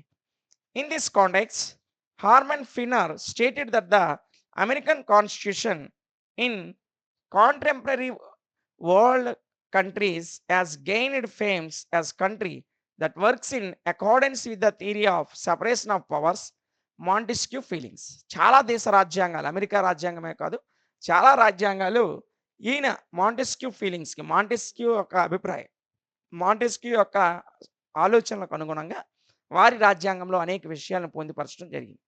ఇంకా అది ఈ విషయాన్ని ఎవరు చెప్పారంటే హార్మెన్ ఫిన్నర్. ఓకేనా? సో, ఈయన ప్రకారం ఈ మాంటెస్క్యూ ఫీలింగ్స్ లేదా మాంటెస్క్యూ తీసుకొచ్చినటువంటి సెపరేషన్ ఆఫ్ పవర్స్ సిద్ధాంతానికి అనుగుణంగా అనేక దేశాలు వారి రాజ్యాంగబద్ధమైనటువంటి మార్పులు, చేర్పులు అనేవి చేశారు. ఇంకా చూసుకున్నట్లయితే Montesquieu theory has been admired by intellectual of all ages and described by David Hume as a theory. ఈయన సిద్ధాంతానికి అనుగుణంగా అనేక మంది అనేక సిద్ధాంతాలను కూడా తీసుకొచ్చారు. అందులో ఒకడే డేవిడ్ హ్యూమ్. ఓకేనా? Next at Swiss scientist named Charles Bennett. Swiss దేశానికి, స్విస్ అంటే స్విట్జర్లాండ్ అమ్మ. స్విట్జర్లాండ్ దేశానికి సంబంధించినటువంటి scientist Charles Bennett stated that Montesquieu theory remained a unique theory like Newton's theory of gravitation in physics. ఈ Switzerland దేశానికి చెందినటువంటి Charles Bennett అనే scientist Montesquieu తీసుకొచ్చినటువంటి theory of separation of powers సిద్ధాంతాన్ని న్యూటన్ ఫిజిక్స్‌లో తీసుకొచ్చినటువంటి గ్రావిటేషన్ సిద్ధాంతంతో పోల్చాడు. గ్రావిటేషన్ అంటే న్యూటన్ గురుత్వాకర్షణ సిద్ధాంతాన్ని తీసుకొచ్చాడు. ద గ్రావిటేషన్ ఆఫ్ ఫోర్స్ ఫిజిక్స్‌లో. ఆ సిద్ధాంతంతో ఈ సిద్ధాంతాన్ని పోల్చాడు. ఎవరు పోల్చారంటే చార్లెస్ బెనెట్. ఓకేనా? Next politicians claim that the French declaration of the rights of man is also based on the doctrine of separation of powers. ఇక్కడ సెపరేషన్ ఆఫ్ పవర్స్‌కి పునాదిగా లేదంటే ఒక ముఖ్యమైన మూల విషయంగా దేన్ని చెప్తామంటే ఫ్రెంచ్ డిక్లరేషన్ చెప్తాం. 1789లో ఫ్రాన్స్ వారు ప్రజలకి కొన్ని హక్కుల్ని కల్పిస్తూ ఫ్రెంచ్ డిక్లరేషన్‌ని అంటే రాజు నుంచి ప్రజలకు కొన్ని హక్కుల్ని కల్పిస్తూ ఫ్రెంచ్ డిక్లరేషన్ తీసుకొచ్చారు. మొట్టమొదటగా వచ్చినటువంటి ఈ ఫ్రెంచ్ డిక్లరేషనే ఈ సెపరేషన్ ఆఫ్ పవర్స్‌కి సంబంధించిన పునాదిగా చెప్పుకుంటాం. లేదా మూలంగా చెప్పుకుంటాం. ఓకేనా? నెక్స్ట్ నాన్న. No society can have a self constitution without reference to separation of powers. ఈ సెపరేషన్ ఆఫ్ పవర్స్ సిద్ధాంతాన్ని అనుగుణంగా కాకుండా ఏ సిస్టము కూడా వారి యొక్క సెల్ఫ్ కాన్స్టిట్యూషన్ తయారు చేయలేదు. అంటే ఖచ్చితంగా ప్రతి కాన్స్టిట్యూషన్‌లో ఈ సెపరేషన్ ఆఫ్ పవర్స్ యొక్క ప్రభావం ఎంతో కొంత ఉంది. ఇంకా చూసినట్లయితే even if there are a 1000 constitutions కొన్ని వేల రాజ్యాంగాలు ఉన్నాయి. That constitution is not valid. అయితే ఇది లేకుండా ఏ కాన్స్టిట్యూషన్ కూడా వ్యాలిడ్‌గా ఉండదు. ఏ రాజ్యాంగం కూడా ఒక సమానమైనటువంటి హోదాని ప్రజలకు ఇవ్వలేదు. ఎందుకంటే ఈ సెపరేషన్ ఆఫ్ పవర్స్ అనేది అంత ప్రాముఖ్యత కలిగి ఉంది. అంటే ప్రతి ఎగ్జిక్యూటివ్ బాడీ గాని, లెజిస్లేటివ్ బాడీ గాని, జ్యుడిషియరీ బాడీ గాని 3 సెపరేటమైనటువంటి పవర్స్ విభజన. అంటే ప్రతీది కూడా దాని లిమిట్‌లో కొన్ని పవర్స్‌ని కలిగి ఉండాలి. దీని పవర్స్‌లో ఇంకొక బాడీ వేలు పెట్టడానికి లేదు. అలా ఉంటే ప్రజలందరికీ సత్వరమైనటువంటి స్వేచ్ఛ, సమానత్వాన్ని కల్పిస్తూ సమాన హక్కులు కల్పించడానికి అవకాశం ఉంటుంది. అందుకే ఈ సిద్ధాంతానికి అనుగుణంగా లేనటువంటి ఎన్ని వేల రాజ్యాంగాలొచ్చినా అవి వాలిడ్ అవ్వవు. ఓకేనా?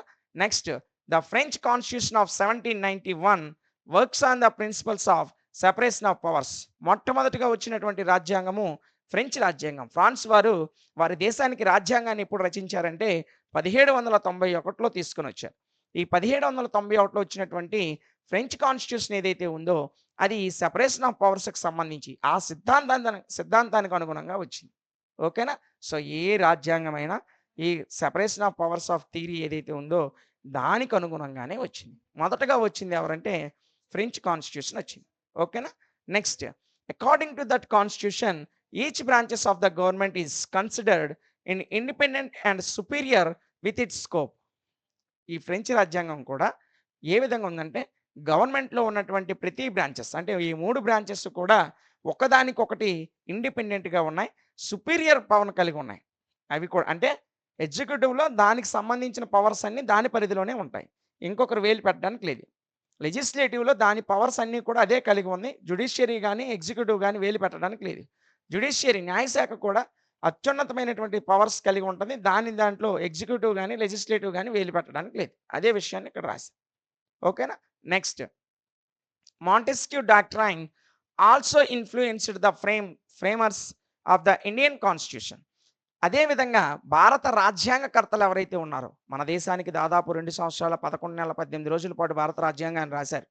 1946 నుంచి 1949 నవంబర్ 26 వరకు దాదాపు 2 సంవత్సరాల 11 నెలల 18 రోజుల పాటు రాజ్యాంగాన్ని రాస్తే, భారత రాజ్యాంగ రూపకర్తలు కూడా దేని నుంచి ఇన్‌ఫ్లూయెన్స్ అయ్యారు? దేని నుంచి ప్రభావితం అయ్యారంటే, ఎప్పుడో 18వ శతాబ్దంలో తీసుకొచ్చిన మాంటెస్క్యూ తీసుకొచ్చినటువంటి the theory of frames of power సిద్ధాంతం ద్వారా ఇన్‌ఫ్లూయెన్స్ అయ్యారు. సో, మన రాజ్యాంగ రూపకర్తలు కూడా ఈ సిద్ధాంతాన్ని నుంచి అనేక విషయాలను స్వీకరించారు. ఓకేనా? Next the framers of the constitution of Indian incorporated the directive principles of state policy in the 4th part of the constitution in the spirit of the theory. మన భారత రాజ్యాంగం చూసుకున్నట్లయితే 4వ విభాగంలో భారత రాజ్యాంగంలో 8 విభాగాలు ఉంటాయి. మీ అందరికీ తెలుసు. ఆల్రెడీ మీరు లోవర్ క్లాస్‌లో చదువుకొనొచ్చారు. అందులో 4వ విభాగము 51A ఆర్టికల్‌లో ఏముంటాయి నాన్న? ఏముంటాయి? ఏముంటాయి? మీ అందరికీ చాలా మందికి తెలుసు. ఆదేశిక సూత్రాలు ఉంటాయి. ఇవన్నీ కూడా అక్కడి నుంచి తీసుకోబడ్డాయి. ఎక్కడ? The theory of frames of powers నుంచి తీసుకోబడ్డాయి. ఓకేనా? ప్రాథమిక విధులు ఉంటాయి. ఆ ప్రాథమిక విధులు ఇక్కడి నుంచే తీసుకున్నారు.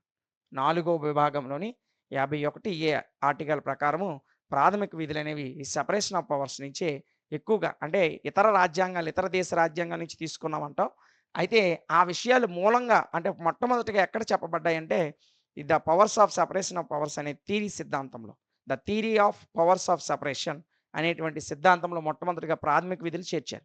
అక్కడి నుంచి ఇతర రాజ్యాంగాల్లోకి వచ్చాయి. ఆ రాజ్యాంగాల నుంచి ఇన్‌ఫ్లూయెన్స్ అయ్యి మన రాజ్యాంగంలోకి మనం తీసుకొచ్చాం. ఓకేనా?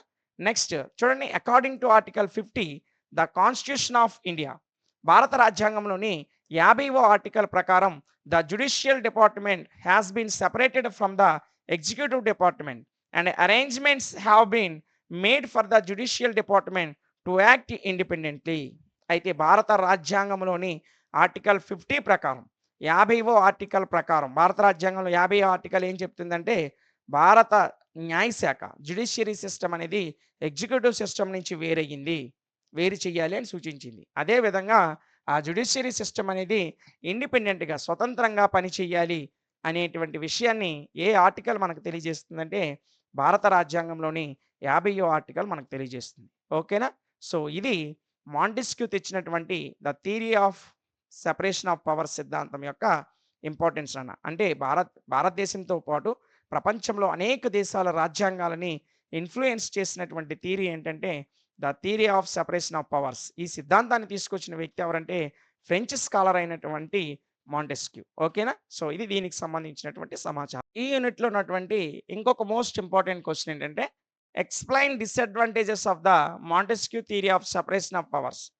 అయితే మనం ఆల్రెడీ దీనికి ముందు క్వెషన్‌లో ఈ మాంటెస్క్యూ థియరీకి సంబంధించి ఇంపార్టెన్స్‌ని డిస్కస్ చేసాం. అయితే ఈ సిద్ధాంతంలో కూడా కొన్ని డిసడ్వాంటేజెస్ ఉన్నాయి. ఆ డిసడ్వాంటేజెస్ కూడా మనకు అడగడానికి అవకాశం ఉంది. సో, అందరూ ఇంపార్టెన్స్ చదువుకొని ఎళ్ళిపోతారు. కొన్నిసార్లు మిమ్మల్ని ఇబ్బంది పెట్టడానికి దీని యొక్క డిసడ్వాంటేజెస్ అడుగుతాడు. కాబట్టి రెండూ నేర్చుకుంటే రెండిట్లో ఏదో ఒకటి మీకు షార్ట్ ఆన్సర్ క్వెషన్ కింద వస్తుంది. ఆ మిగిలింది ఎస్ఐ క్వెషన్ కింద వస్తుంది. గ్యారంటీగా ఒక క్వెషన్ అయితే ఈ మాంటెస్క్యూ థియరీ నుంచి కంపల్సరీగా వస్తుంది. కాబట్టి రెండూ నేర్చుకోండి. మీకు షార్ట్ కింద, ఎస్ఐ కింద రెండిట్ల కింద ఉపయోగపడుతుంది. ఓకేనా? సో, మరి దీని డిసడ్వాంటేజెస్ ఏంటో ఒకసారి చూద్దాం నాన్న.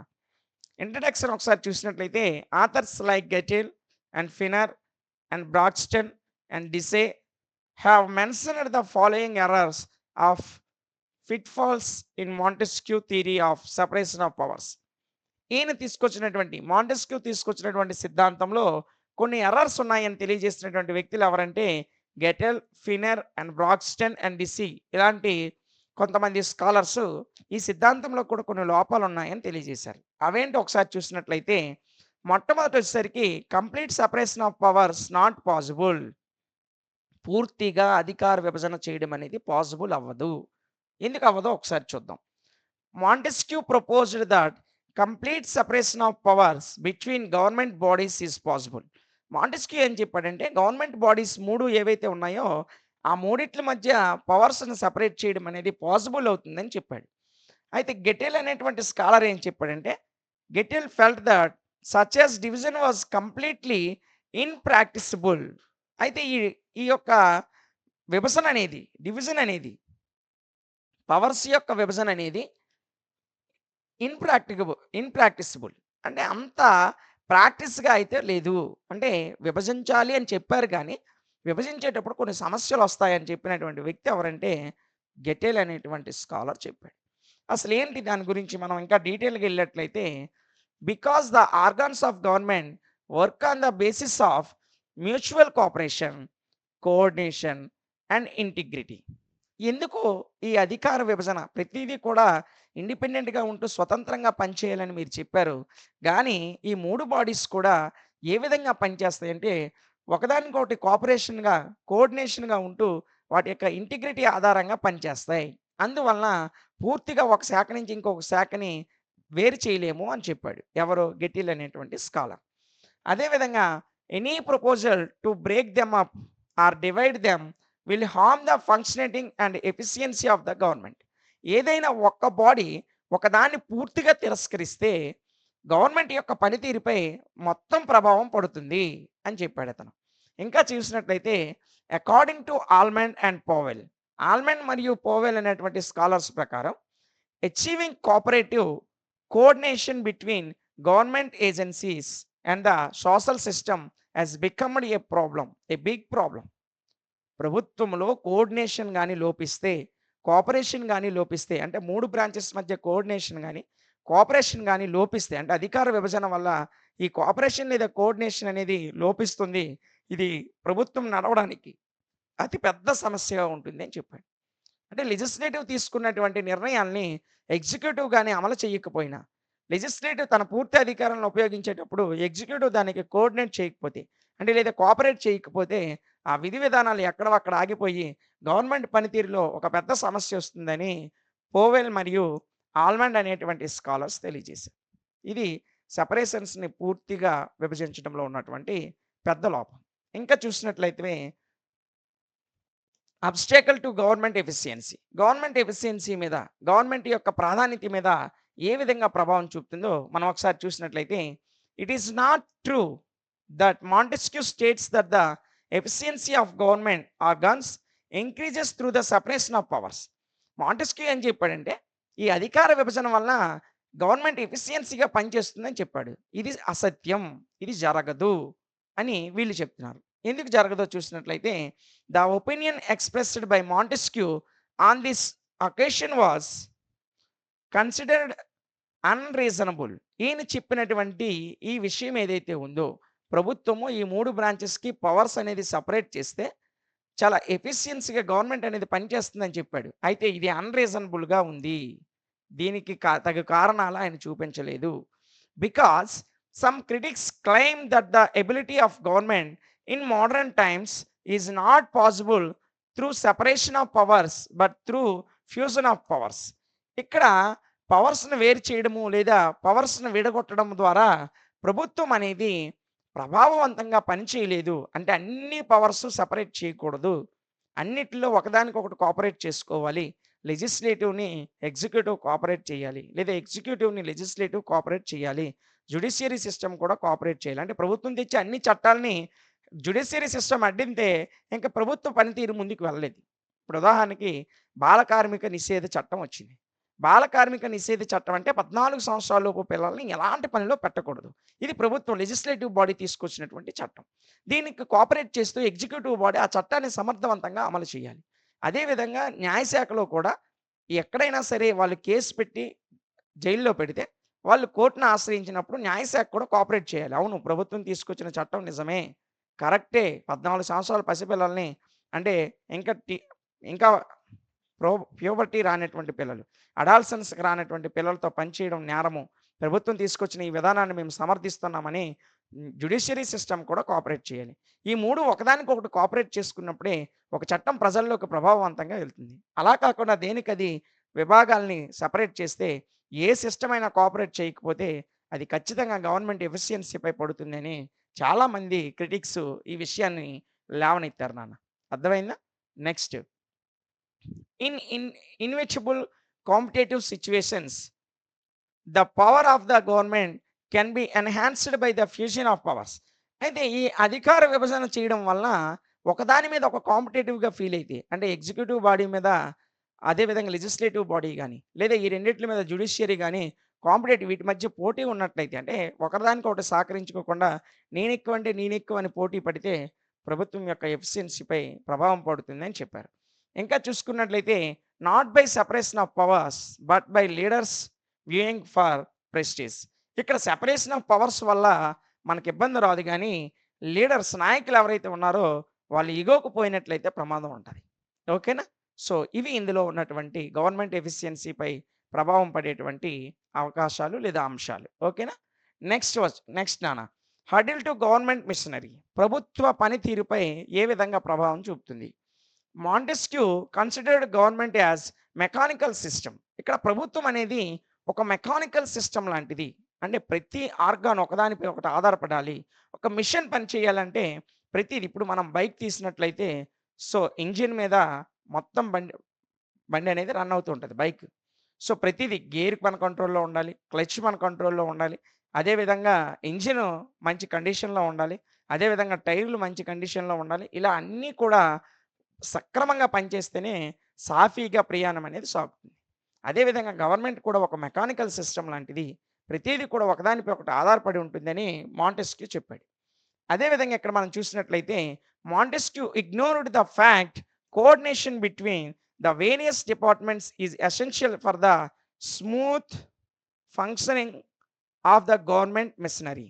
అయితే గవర్నమెంట్ మిషనరీలో ప్రతి బాడీ కూడా ఒకదానితో ఒకటి కోఆపరేట్ చేసుకొని పని చేయాలనే విషయాన్ని మాంటెస్క్యూ ఆయన తన సిద్ధాంతం ఏదైతే ఉందో ద సెపరేషన్ ఆఫ్ పవర్స్ అనే సిద్ధాంతంలో ఈయన దాన్ని వదిలేశాడనమాట. అంటే దాని గురించి వాటి మధ్య ఉన్నటువంటి కోఆర్డినేషన్ గురించి ఈయన విస్మరించాడు.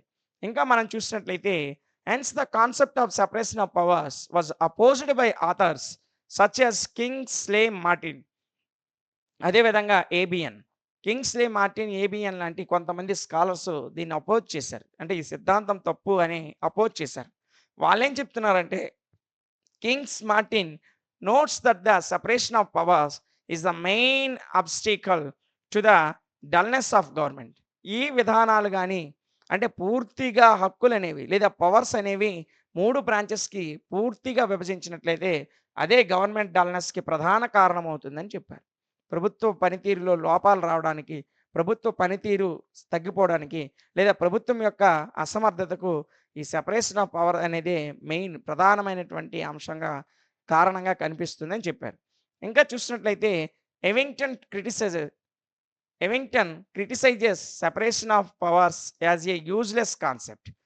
ఈ సెపరేషన్ ఆఫ్ పవర్స్ అనేటువంటిది అంటే ఈ అధికార విభజన అనేది ఒక యూజ్లెస్ కాన్సెప్ట్, ఒక ఉపయోగం లేనటువంటి ఒక భావన, ఒక ఉపయోగం లేనటువంటి విషయం అని దాన్ని క్రిటిసైజ్ చేసిన వ్యక్తి ఎవరంటే Ewington. Not as essential as Montesquieu assets. ఇది మాంటెస్క్యూ అసెట్స్ ఏవైతే ఉన్నాయో ఇవంత ఎసెన్షియల్గా లేవు, ఇది ఒక యూజ్లెస్ కాన్సెప్ట్ అని చెప్పింది ఎవరంటే ఇవింగ్టన్. ఓకేనా? సో, ఇది మెకానికల్ సిస్టమ్‌కి సంబంధించి గవర్నమెంట్ మెషినరీకి సంబంధించినటువంటి అంశం. ఇంకా చూసుకున్నట్లయితే ఫంక్షనల్ స్పెషలైజేషన్ నాట్ ప్రాపర్. అదే విధంగా పనితీరు స్పెషలైజేషన్‌లో అంటే ఏ బాడీకి ఆ బాడీ పనితీరు అనేది సక్రమంగా ఉండడంలో ఈ theory of separation of powers ఏదైతే ఉందో అది ప్రాపర్‌గా లేదని కూడా దాని మీద ఒక విమర్శ అయితే ఉంది. అదేంటో ఒకసారి చూద్దాం. Montesquieu treated his theory as separation of powers. ఈయన the name he suggested was later objected to by some.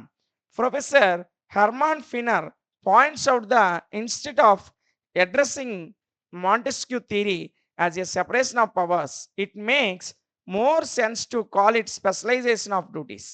ఈ మాంటెస్క్యూ సిద్ధాంతాన్ని హెన్రీ ఏం చెప్పాడంటే డ్యూటీస్ యొక్క స్పెషలైజేషన్‌కి సంబంధించి. అంటే ఇది అధికార విభజన కాకుండా పనితీరు యొక్క వారి యొక్క విధి విధానాలు లేదా వారు నిర్వర్తించాల్సినటువంటి విధుల్ని ఇక్కడ సెపరేట్ చేయలేకపోయారు.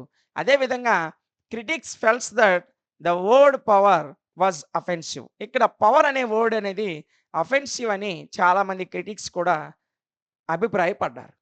ఇంకా చూసుకున్నట్లయితే they claim that it was correct to call the term duties.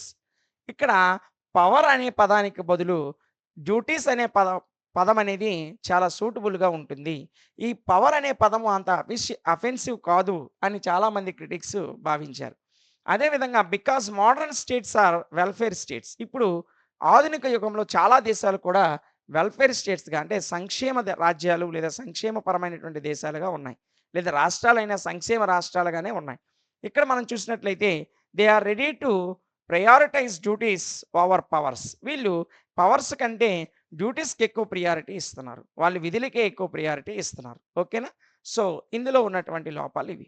ఇంకా చివరగా మనం చూసుకున్నట్లయితే లాక్ ఆఫ్ హిస్టారికల్ సోర్సెస్. ఇక్కడ హిస్టారికల్ సోర్సెస్ అనేవి చాలా తక్కువగా ఉన్నాయి. అసలు కొన్ని కొన్ని విధాలుగా చూసినట్లయితే వీటికి సంబంధించి హిస్టారికల్ సోర్సెస్ చాలా తక్కువ ఉన్నాయి. ఇక్కడ మనం అదేంటో చూసినట్లయితే Montesquieu theory of separation of powers lakhs historical sources. అయితే ఈ మాంటెస్క్యూ తీసుకొచ్చిన సిద్ధాంతానికి హిస్టారికల్ సోర్సెస్ అయితే లేవు. అంటే పూర్తిగా లేవని చెప్పలేం గానీ అసలు తక్కువ. తక్కువ అంటే అసలు లేనట్లే. ఓకేనా? చూడండి. He was visiting Britain before proposing that theory. ఈయన ఆయన సిద్ధాంతాన్ని ప్రతిపాదించడానికి ముందు అంటే ఆ సిద్ధాంతాన్ని ఇంట్రొడ్యూస్ చేయడానికి ముందు బ్రిటన్‌ని విజిట్ చేశాడంట. అంటే ఇంగ్లాండ్‌ని విజిట్ చేశాడంట. ఇంకా చూసుకున్నట్లయితే Montesquieu stated that British people were enjoying complete freedom and reason for that was democratic system. And the reason why the people were living freely was the separation of powers. Montesquieu తన సిద్ధాంతాన్ని ప్రతిపాదించేటప్పుడు ముందుగా బ్రిటన్‌ని visit చేశాడని చెప్పాం. ఆయన Britain visit చేసేటప్పుడు అక్కడ ప్రజలు చాలా సంతోషంగా ఉన్నారు. అదే విధంగా చాలా ఫ్రీడమ్‌ని కలిగి ఉన్నారు. ఎందుకంటే అక్కడ డెమోక్రటిక్ రూల్ ఉంది. ఆ డెమోక్రటిక్ రూల్ వల్ల ప్రజాస్వామ్యపరమైనటువంటి పరిపాలన అప్పట్లో ఉండడం వల్ల అంటే రాజులు పరిపాలించినప్పుడు కూడా ప్రజలకు కొన్ని హక్కులు ఇవ్వబడ్డాయి. అందువలన అక్కడ ప్రజలు చాలా సంతోషంగా ఉన్నారు. దానికి అనుగుణంగానే ఈయన సిద్ధాంతాన్ని ప్రతిపాదించాడు. కానీ ఆ సమయంలో 18వ శతాబ్దపు సమయంలో చాలా దేశాలు బ్రిటన్ కింద ఉండేవి. అవి బానిసపరమైనటువంటి జీవితాలను అనుభవిస్తూ ఉండేవి. ఇది ప్రధాన సమస్యగా ఉంది. However critics argue that the reason for this is not separation of powers according to ఏవి. అకార్డింగ్ టు ఏవి ప్రకారం చూసినట్లయితే ఇది సెపరేషన్ ఆఫ్ పవర్స్ కిందకి రాదు. ఇక్కడ సెపరేషన్ ఆఫ్ పవర్స్ ఇక్కడ మనం చూసినట్లయితే critics argue that the reason for this is not the separation of powers. అయితే బ్రిటన్‌లో ప్రజలు హ్యాపీగా ఉన్నంత మాత్రానగా అది సెపరేషన్ ఆఫ్ పవర్స్ వల్ల అయితే కాదు. అకార్డింగ్ టు ఏవి, ఏవి ప్రకారం చూసినట్లయితే the reasons are the traditions, common law and rule of law in force in that country. ఓకేనా? ఇక్కడ ఈ విషయాన్ని డెయిసీ చెప్పాడనమాట.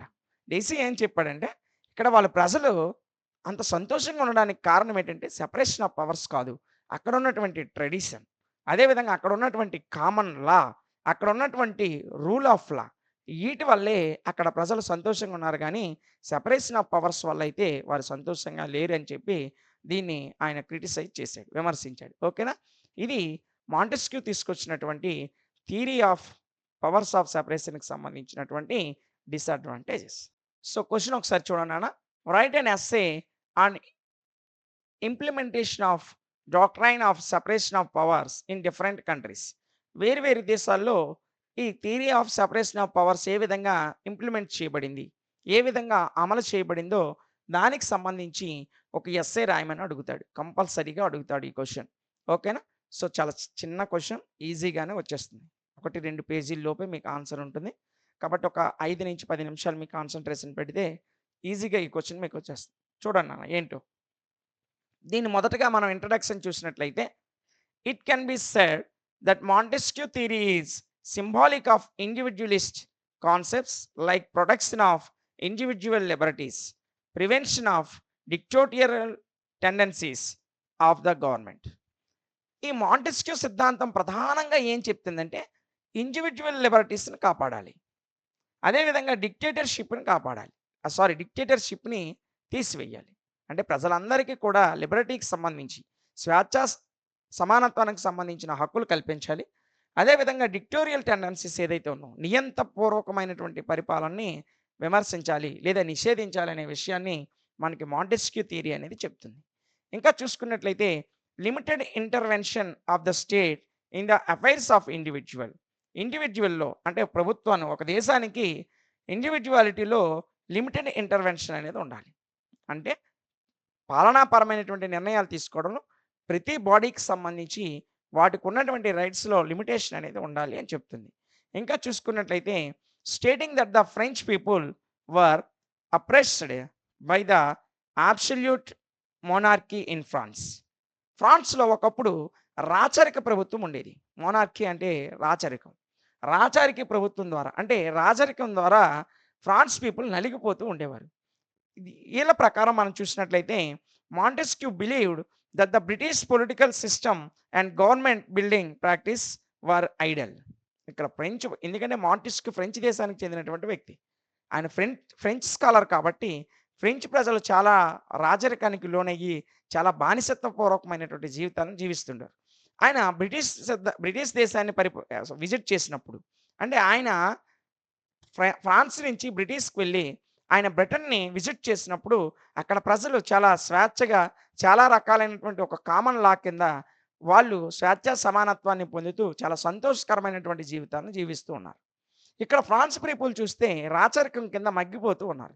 ఈ రెండిటిని ఆయన బేరీజు వేసుకొని, అంటే రెండిటిని కంపేర్ చేసుకొని ఈ సిద్ధాంతాన్ని తీసుకొనొచ్చాడు. అంటే ఒక ప్రభుత్వంలో ప్రజలనేవారు సంతోషంగా ఉండాలంటే ఏ విధమైనటువంటి పరిపాలన ఉండాలో వివరిస్తూ ఈయన ఈ సిద్ధాంతాన్ని తీసుకొనొచ్చాడు. ఇంకా మనం చూసినట్లయితే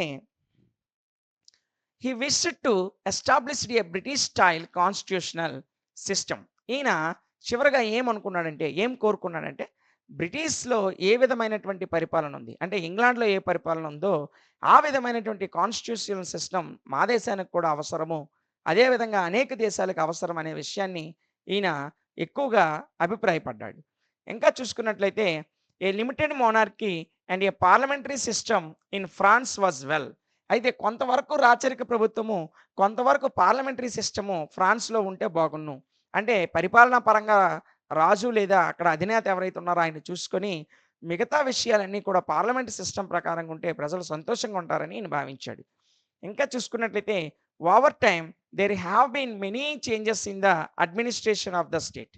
ఆ తరువాత ఒక దేశము లేదా ఒక రాజ్యం యొక్క అడ్మినిస్ట్రేషన్‌కి సంబంధించి అనేక విధాలైనటువంటి చేంజెస్‌ని తీసుకొచ్చాడు. అంటే ఆ సిద్ధాంతంలో తీసుకొనొచ్చాడు. ఇక్కడ చూసుకున్నట్లయితే factors like industrial revolution, socialism, 2 world wars, development in the fields of science and technology, and also assured in many revolutionary changes in the management of the state.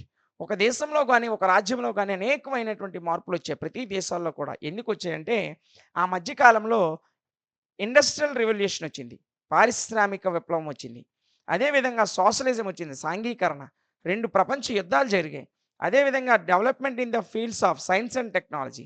Science and technology లాంటి అనేక రంగాల్లో అభివృద్ధి పెరిగింది. అదేవిధంగా చూసుకున్నట్లయితే many revolutionaries, అనేకమైనటువంటి revolutions వచ్చాయి. అన్నిటి మూలంగా ప్రభుత్వం యొక్క విధి విధానాల్లో మార్పులొచ్చాయి. ఓకేనా? Next Leslie lip stated in the book great issues of politics great issues of politics అనే పుస్తకాన్ని రచించినటువంటి వ్యక్తి ఎవరంటే లెస్లీ లిప్. ఈయన ఏం చెప్తున్నాడంటే the views of individualist like Locke and Montesquieu and Madison are outdated. ఈ లూకు మరియు మాంటెస్క్యూ, మాడిసన్స్ తీసుకొచ్చినటువంటి సిద్ధాంతాలు అవుట్‌డేటెడ్ అయ్యాయి అని ఎవరు చెప్పారంటే ఈ లూక్ లిప్ అనేటువంటి ఆయన, సారీ లెస్సీ లిప్ అనేటువంటి ఆయన తన పుస్తకమైనటువంటి ఏ పుస్తకంలో చెప్పాడంటే గ్రేట్ ఇష్యూస్ ఆఫ్ పాలిటిక్స్. పాలిటిక్స్‌లో ఉన్నటువంటి అతి పెద్ద లోపాలను వివరిస్తూ ఒక పుస్తకం రాసాడు. అదే గ్రేట్ ఇష్యూస్ ఆఫ్ పాలిటిక్స్. ఈ పుస్తకంలో వీరు తీసుకొచ్చినటువంటి సిద్ధాంతాలు ఏవైతే ఉన్నాయో అవి అవుట్‌డేటెడ్‌గా ఉన్నాయి. అంటే అవి కాలం చెల్లినవిగా ఉన్నాయని చెప్పాడు. ఇంకా చూసుకున్నట్లయితే Ernest Barker emphasized that the executive branch in modern states is multi financial system. ఇక్కడ మనకి ప్రధానంగా చూసుకున్నట్లయితే ఎర్నెస్ట్ బ్రాకర్ అనేటువంటి స్కాలర్ ఏం చెప్పాడంటే ఎగ్జిక్యూటివ్ బాడీ అనేది అనేక రకాలైనటువంటి మల్టీ ఫంక్షనల్ సిస్టమ్‌గా ఉంది అనే విషయాన్ని ఎప్పుడు మోడర్న్ స్టేట్స్‌లో ప్రస్తుత ఆధునిక దేశాల్లో ఎగ్జిక్యూటివ్ బాడీ అనేది మల్టీ ఫంక్షనల్ సిస్టమ్‌గా ఉందనే విషయాన్ని తెలియజేశాడు. ఇంకా మనం చూసుకుంటూ వెళ్ళినట్లయితే యాజ్ ఏ రిజల్ట్ దీని ఫలితంగా the traditional functions of the states have been replaced by welfare functions. వీటన్నిటి మూలంగా సాంప్రదాయబద్ధమైనటువంటి దేశాలన్నీ కూడా అంటే పురాతన సాంప్రదాయక ఆలోచనలు ఉన్న దేశాలన్నీ కూడా వెల్ఫేర్ ఫంక్షన్స్ వైపు అడుగులు పెట్టాయి. అంటే సంక్షేమం వైపు అడుగులు వేశాయి. ఓకేనా? Next Gaspel Blanchester and Rankin felt the governments operating according to the theory of separation of powers are not helpful in solving the complex problems of the modern times. ప్రస్తుత కాలంలో వస్తున్నటువంటి అనేక సమస్యలకి కాంప్లెక్స్ ప్రాబ్లమ్స్‌కి అంటే సంక్లిష్టమైనటువంటి సమస్యల్ని సాల్వ్ చేయడంలో ఈ theory అనేది ఎవరు మనకి మాంటెస్క్యూ తెచ్చినటువంటి థియరీ అనేది హెల్ప్ చేయలేదు, ఉపయోగపడలేదు అనే విషయాన్ని ఎవరు తెలియజేశారంటే రాన్కిన్ మరియు గాస్పెల్ మరియు బ్లాంచెస్టర్ అనేటువంటి స్కాలర్స్ తెలియజేశారు. అంటే ఆయన ఎప్పుడో తీసుకొచ్చినటువంటి సిద్ధాంతం మోడర్న్ టైంలో 21st సెంచరీలో వచ్చేటువంటి కాంప్లెక్స్ ప్రాబ్లమ్స్‌ని సాల్వ్ చేయలేదనే విషయాన్ని వీళ్ళు తెలియజేశారు. ఇంకా చూసుకున్నట్లయితే in place of separation of powers many concepts have become popular in modern states. అయితే అప్పుడున్నటువంటి మాంటెస్క్యూ థియరీ ప్లేస్‌లో ఈ మోడర్న్ టైంలో అనేక సిద్ధాంతాలు పాపులర్ అయ్యాయి. They include the concepts of egalitarianism. ఇక్కడ మనం చూసినట్లయితే మాంటెస్క్యూ థియరీలో లోపాలని అనేక మంది స్కాలర్స్ తెలియజేశారు. ప్రస్తుత పరిస్థితులకి ఆ సిద్ధాంతము ప్రస్తుత పరిస్థితుల్లో వచ్చేటువంటి ప్రాబ్లమ్స్‌ని సాల్వ్ చేయలేదని చెప్పారు. దాని ప్లేస్‌లో అనేక మోడర్న్ కాన్సెప్ట్స్ వచ్చాయి. చాలా కాన్సెప్ట్స్ వచ్చాయి. అవి పాపులర్ అయ్యాయి. అవేంటో మనం చూసుకున్నట్లయితే egalitarianism and independent judiciary and multi party political system and constant vigilance. However అయితే ఇక్కడ చాలా విషయాలను మీరు తెలియజేశారు. ఇండిపెండెంట్ జ్యుడిషియరీ అంటే స్వయం ప్రతిపత్తి కలిగిన న్యాయశాఖ ఉండాలి. అదేవిధంగా పొలిటికల్ సిస్టమ్ సంబంధించి అంటే మల్టీ పార్టీ పొలిటికల్ సిస్టమ్ అనేక పార్టీలు కలిపి అంటే ఉమ్మడి సమాఖ్య ఇప్పుడు కూటమి ప్రభుత్వాలు ఉన్నాయి చూసారా? ఇలాంటి అనేక కొత్త కొత్త కాన్సెప్ట్స్ అనేవి భారతదేశంలో గాని, ప్రపంచ దేశాల్లో వచ్చాయి.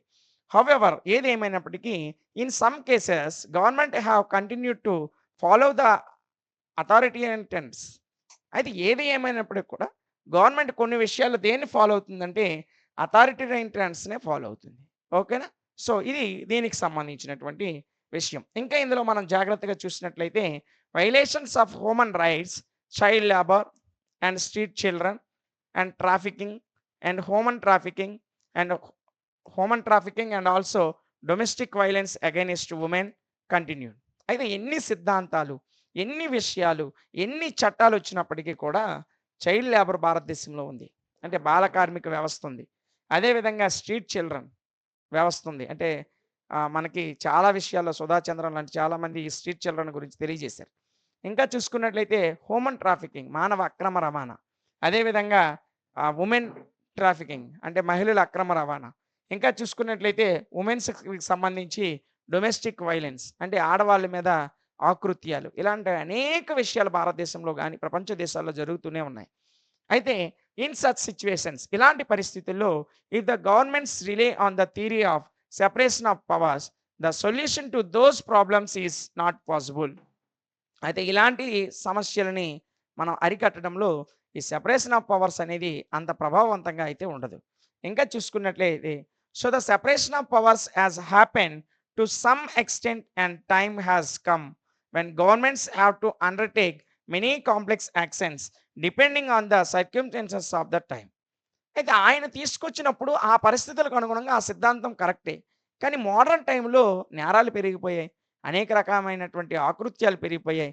ఇప్పుడున్నటువంటి ఈ మోడర్న్ టైమ్‌కి సంబంధించి ఆ సిద్ధాంతం అనేది అంత అప్లికేబుల్‌గా అయితే లేదు. ఓకేనా?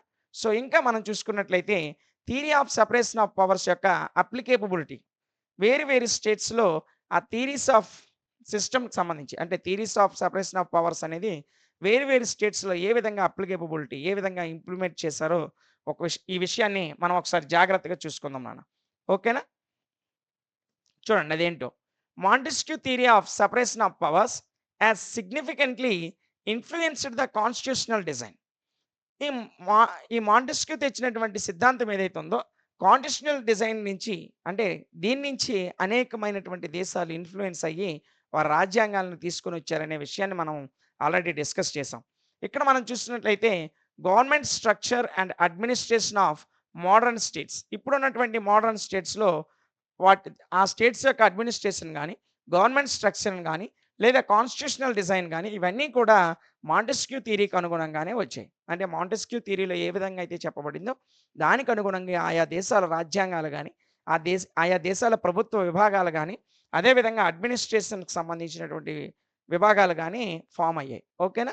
Next it can be said that almost all the modern kingdoms followed the elements of this theory in whole or in part.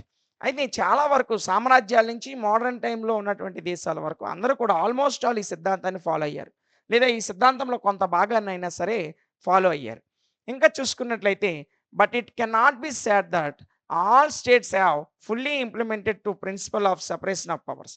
అయితే టోటల్‌గా ఈ సిద్ధాంతాన్ని అయితే ఫాలో అవ్వలేదు. ఏ స్టేట్ కూడా, ఏ దేశం గాని, ఏ రాజ్యం గాని, ఏ రాష్ట్రం గాని అంటే రాష్ట్రాలకు రాజ్యాంగాలు ఉండవులెండి. దేశానికి గాని లేకపోతే రాజ్యాలకు గాని స్టేట్ అంటే దేశం అవ్వచ్చు, రాజ్యం అవ్వచ్చు. ముఖ్యంగా మనము పొలిటికల్ సైన్స్‌లో స్టేట్ అంటే రాజ్యం అనే తీసుకుంటాం. సో, ఇవి పూర్తిగా ఈ సిద్ధాంతం యొక్క ప్రిన్సిపల్స్‌ని పూర్తిగా అయితే తీసుకోలేదు. ఓకేనా? టోటల్ ఇదిగోండి చూడండి. It cannot be said that all states have fully implemented the principles of separation of powers. ఏ దేశము కూడా తమ రాజ్యాంగ విధి విధానాల్లో ఈ సిద్ధాంతానికి సంబంధించిన అన్ని విషయాలనైతే ఇంప్లిమెంట్ చేయలేదు. ఓకేనా? నెక్స్ట్ దేర్‌ఫోర్ అయితే no single state could fully implement the separation of powers between the branches of government as suggested by Montesquieu. Montesquieu చెప్పినట్టు ఏ దేశం కూడా 3 బ్రాంచెస్‌లో ఈ పవర్స్‌ని టోటల్‌గా అయితే విభజించలేదు. ఏ ఒక్క దేశం కూడా అలా విభజించలేదు. So, at modern kingdoms may be said to have taken care implement some of the suggestions of this doctrine. అయితే పురాతన కాలంలో రాజ్యాలు గాని, ఆ తర్వాత ఆధునిక యుగం వైపు అడుగులు వేసిన దేశాలు గాని, కొంత భాగం వరకు ఈ సిద్ధాంతం నుంచి కొన్ని విషయాలని వారి యొక్క కాన్స్టిట్యూషనల్ సిస్టమ్స్‌లో, వారి యొక్క కాన్స్టిట్యూషనల్ రిటర్న్స్ సంబంధించి అంటే రాజ్యాంగపరమైనటువంటి రచనలో కొన్ని విషయాలనైతే ఇన్‌ఫ్లూయెన్స్ అవ్వడం అయితే జరిగింది. ఓకేనా? ఇది మాంటెస్క్యూ థియరీకి సంబంధించి ఆయా స్టేట్స్‌లో ఇంప్లిమెంట్‌కి సంబంధించినటువంటి విషయాలు. ఓకేనా? సో, దీంతో దీని యొక్క పూర్తి వివరణ అనేది మనం డిస్కస్ చేయడం జరిగింది. చాలా ఈజీగా ఉంటుంది. ఓకేనా? సో, ఇదమ్మా దీనికి సంబంధించినటువంటి ఈ యూనిట్‌లో ఉన్నటువంటి ఇంకొక మోస్ట్ ఇంపార్టెంట్ క్వెషన్ ఏంటో ఒకసారి చూద్దాం. క్వెషన్ చూడండి. Explain the working of the Montesquieu theory of separation of powers in India. అయితే ఈ Montesquieu theory of separation of powers ఏదైతే ఉందో, అంటే మాంటెస్క్యూ తెచ్చిన సిద్ధాంతం ఏదైతే ఉందో, అది భారతదేశంలో ఏ విధంగా పనిచేస్తుందో దానికి సంబంధించినటువంటి క్వెషన్ మీకు అడగడానికి అవకాశం ఉంది. ఇది ఖచ్చితంగా 100% ఎస్సే క్వెషన్‌కి గాని, షార్ట్ ఆన్సర్ క్వెషన్‌కి గాని వస్తుంది. భారతదేశంలో ఇది ఏ విధంగా ఇంప్లిమెంట్ అయింది? ఇది ఏ విధంగా పనిచేసిందనే విషయాన్ని ఖచ్చితంగా అడుగుతాడు. మన దేశం మిగతా దేశాలతో సంబంధం లేదు గానీ, అడిగేటప్పుడు ఖచ్చితంగా మన దేశం గురించి అయితే అడుగుతాడు. ఓకేనా? సో, ఇది చాలా చిన్నగా, ఈజీగా, షార్ట్ అండ్ స్వీట్‌గా ఉంటుంది. ఒక 5-7 నిమిషాలు మీరు కాన్సంట్రేషన్‌తో క్లాస్ వింటే ఈజీగా ఇక్కడే వచ్చేస్తుంది. ఓకేనా? సో, మరి ఏ విధంగా పనిచేసిందో చూద్దాం. The French philosopher Montesquieu is the most prominent among those expounded to the theory of separation of powers. ఈ థియరీ ఆఫ్ సెపరేషన్ ఆఫ్ పవర్స్‌కి సంబంధించి వివరించినటువంటి అనేక మంది స్కాలర్స్‌లో మోస్ట్ ప్రొమినెంట్ పర్సన్ ఎవరంటే మాంటెస్క్యూ. ఇది ఆల్రెడీ మనం యూనిట్ స్టార్టింగ్ నుంచి డిస్కస్ చేస్తూనే వచ్చాం ఈ point. Montesquieu proposed and propagated to the theory emphasizing that organs of government should act according to the principles of separation of powers. అయితే Montesquieu సిద్ధాంతాన్ని government ఆర్గాన్స్లో అధికార విభజన ఏ విధంగా జరగాలి అనే విషయాన్ని ప్రధానంగా చేసుకుంటూ ఈ సిద్ధాంతాన్ని వివరించాడు. ఓకేనా. Next, so that the powers of the state should be limited. అయితే ప్రతి దేశానికి లేదా ఆ దేశంలో గవర్నమెంట్కి సంబంధించిన బ్రాంచెస్కి ఇచ్చినటువంటి పవర్స్ అనేవి లిమిటెడ్గా ఇవ్వబడ్డాయి. Giving the first place of the freedom of the individual. మొదటి ప్రాధాన్యత దేనికి ఇచ్చారంటే వ్యక్తిగతమైనటువంటి స్వేచ్ఛకి, ఫ్రీడమ్కి మొదట ప్లేస్ ఇచ్చారు. అంటే ఆ దేశంలో ఉన్నటువంటి ఆ రాజ్యంలో ఉన్నటువంటి ప్రజలకి స్వేచ్ఛ సమానత్వాలు ఇవ్వాలి. మొదట ప్లేస్ దేనికి ఇవ్వాలంటే ప్రతి పౌరుడు స్వేచ్ఛను కలిగి ఉండాలి అనే దానికి ఫస్ట్ ప్లేస్ అనేది ఇవ్వడం జరిగింది.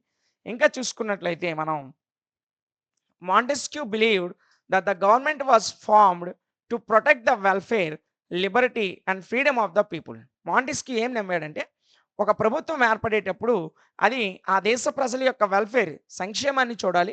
అదేవిధంగా వాళ్ళ లిబర్టీకి, సమానత్వానికి అవకాశం ఇవ్వాలి. అదేవిధంగా ఫ్రీడమ్‌ని కల్పించాలి, స్వేచ్ఛను కల్పించాలి.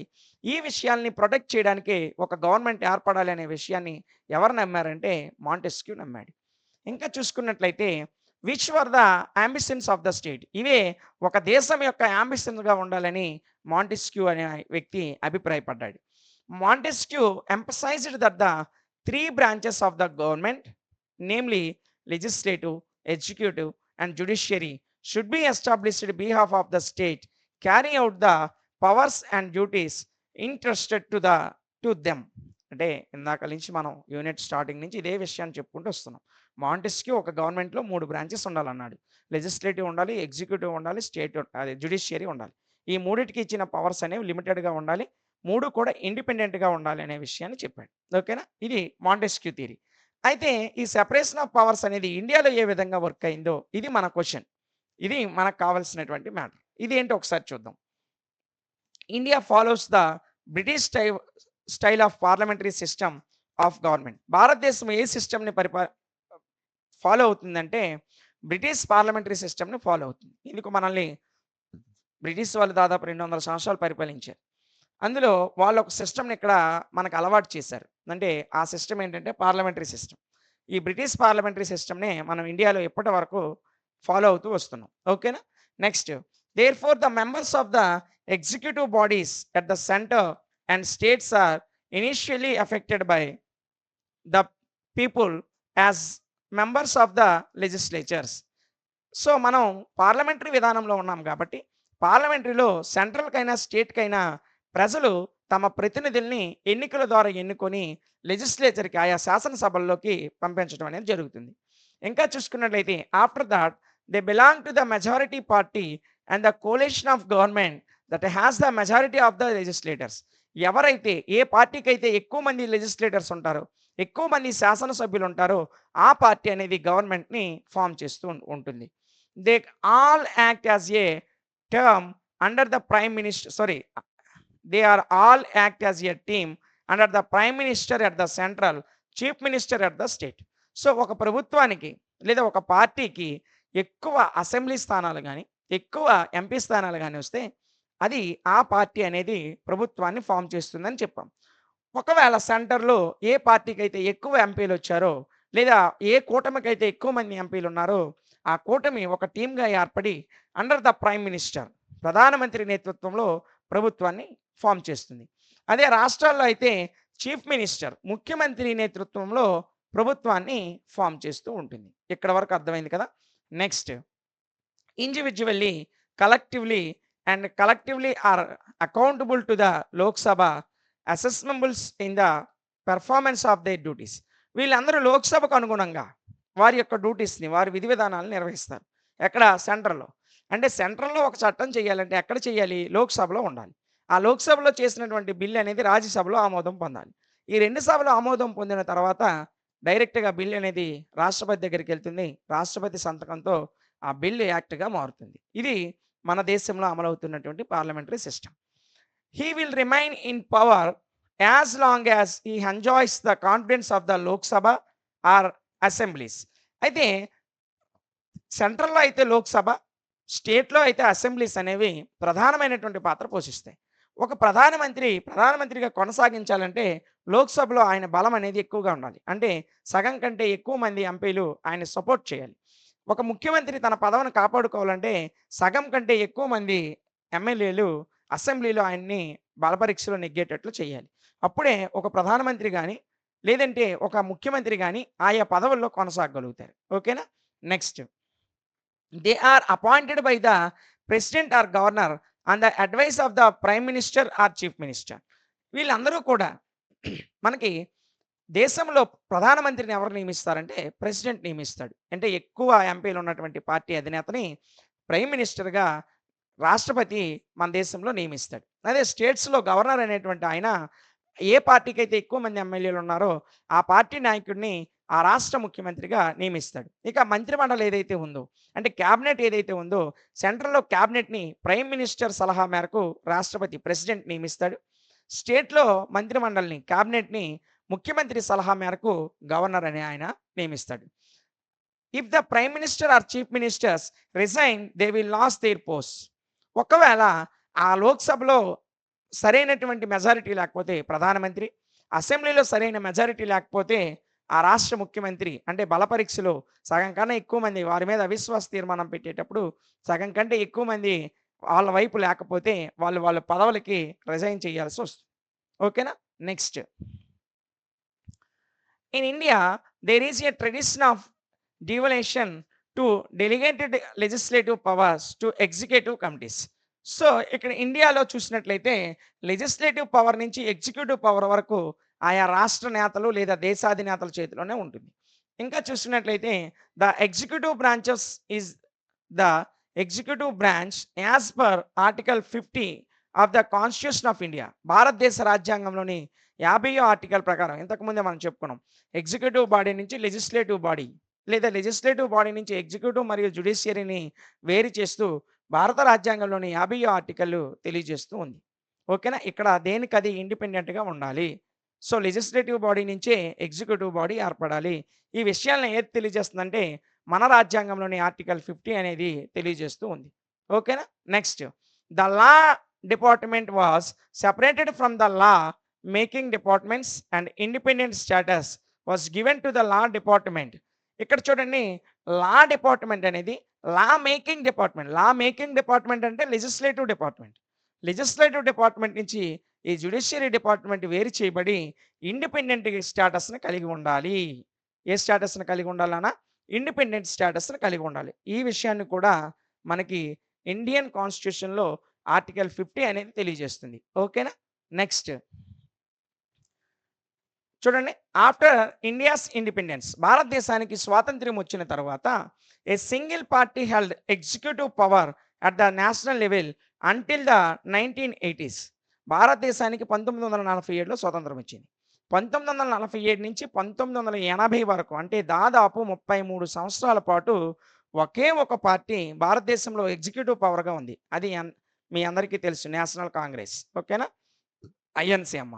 After that, since the 1990s, due to the inevitable formation of coalition ministries, some stagnations and uncertainty in the management of the legislative and executive departments continued for some time. అయితే 1990 తర్వాత ఈ 3 విభాగాలు ఏవైతే లెజిస్లేటివ్, జ్యుడిషియరీ, ఎగ్జిక్యూటివ్ ఉన్నాయో వాటిలో మార్పులు, చేర్పులు జరిగాయి. అంటే 1980 తర్వాత మిగతా పార్టీలు సమైక్యగా ఏర్పడి దేశంలో కేంద్రంలో మనకి ప్రభుత్వాన్ని ఏర్పాటు చేసాయి. ఆ తర్వాత మినిస్ట్రీస్ గాని, లెజిస్లేటివ్స్ గాని ఇవన్నీ కూడా ఆయా విభాగాల్లో పనిచేయడం ప్రారంభించాయి. అంటే అంతకుముందు పనిచేయలేదని కాదు. అప్పుడు అవన్నీ కూడా ఒకే పార్టీ ఆధీనంలో ఉండేవి. భారతదేశానికి స్వతంత్రం వచ్చి 1980 వరకు. అంటే కాంగ్రెస్ పార్టీ ఏది చెప్తే అదే విధంగా అన్ని వ్యవస్థలు పనిచేస్తూ వచ్చాయి అప్పుడు. ఇంకా మనం చూసినట్లయితే on the whole it can be said that the theory of separation of powers has had a partial effect in India. అయితే భారతదేశంలో మాంటెస్క్యూ తెచ్చినటువంటి theory of separation of powers అనే సిద్ధాంతము పార్షియల్ ఎఫెక్ట్ అంటే పాక్షికమైనటువంటి అంటే కొంత ప్రభావం మాత్రమే చూపించింది. దీని మీద టోటల్ ఎఫెక్ట్ అయితే భారతదేశం యొక్క రాజ్యాంగం మీద the theory of separation of powers యొక్క ప్రభావం అయితే లేదు. ఇంకా చూసుకున్నట్లయితే but even if the doctrine is not force. భారతదేశం మీద ఇది అంటే భారత రాజ్యాంగం మీద గాని, భారత పరిపాలన వ్యవస్థ మీద గాని ఇది అంత ఫోర్స్ అంటే అంత ఒత్తిడినైతే తేలేకపోయింది. It can be said that there is no danger to individual liberties in India due to the extensions of arrangements like independent judiciary, administration of justice and judicial review. భారతదేశంలో ఇండిపెండెన్స్ జస్టిస్ జరిగింది. అదేవిధంగా independent administration ఉంది. అదేవిధంగా judiciary review కూడా ఉంది. ప్రత్యేకంగా దాని మీద ఎలాంటి ఫోర్స్ లేదు. అంటే న్యాయశాఖ స్వతంత్రంగా పనిచేస్తూనే ఉంది. అడ్మినిస్ట్రేషన్ విభాగం స్వతంత్రంగానే ఉంది. లెజిస్లేటివ్ విభాగం కూడా స్వతంత్రంగానే ఉంది. ఇది భారతదేశంలో ఒక పార్షియల్ ఎఫెక్ట్‌ని మాత్రమే సూచించింది గానీ, దీని యొక్క ప్రభావం అయితే టోటల్‌గా అయితే లేదు. ఓకేనా? ఇది ఇండియాలో మాంటెస్క్యూ థియరీ యొక్క ఎఫెక్ట్‌కి సంబంధించి. సో, ఇంతటితో మనం సెకండ్ యూనిట్ అనే దాన్ని కంప్లీట్ చేసుకున్నాం. ప్రతి క్లాస్‌ని ఒకటికి 2 సార్లు జాగ్రత్తగా వినండి. రాయాల్సిన అవసరం లేకుండా, చదవాల్సిన అవసరం లేకుండానే రేపు మీరు ఎగ్జామ్‌లో ఈజీగా ఏ క్వెషన్ వచ్చినా సరే రాసేయగలుగుతారు. ఓకేనా? సో, మనం నెక్స్ట్ క్లాస్‌లో థర్డ్ యూనిట్‌లో ఉన్నటువంటి మోస్ట్ ఇంపార్టెంట్ క్వెషన్స్‌తో మరలా కలుద్దాం. Thank you.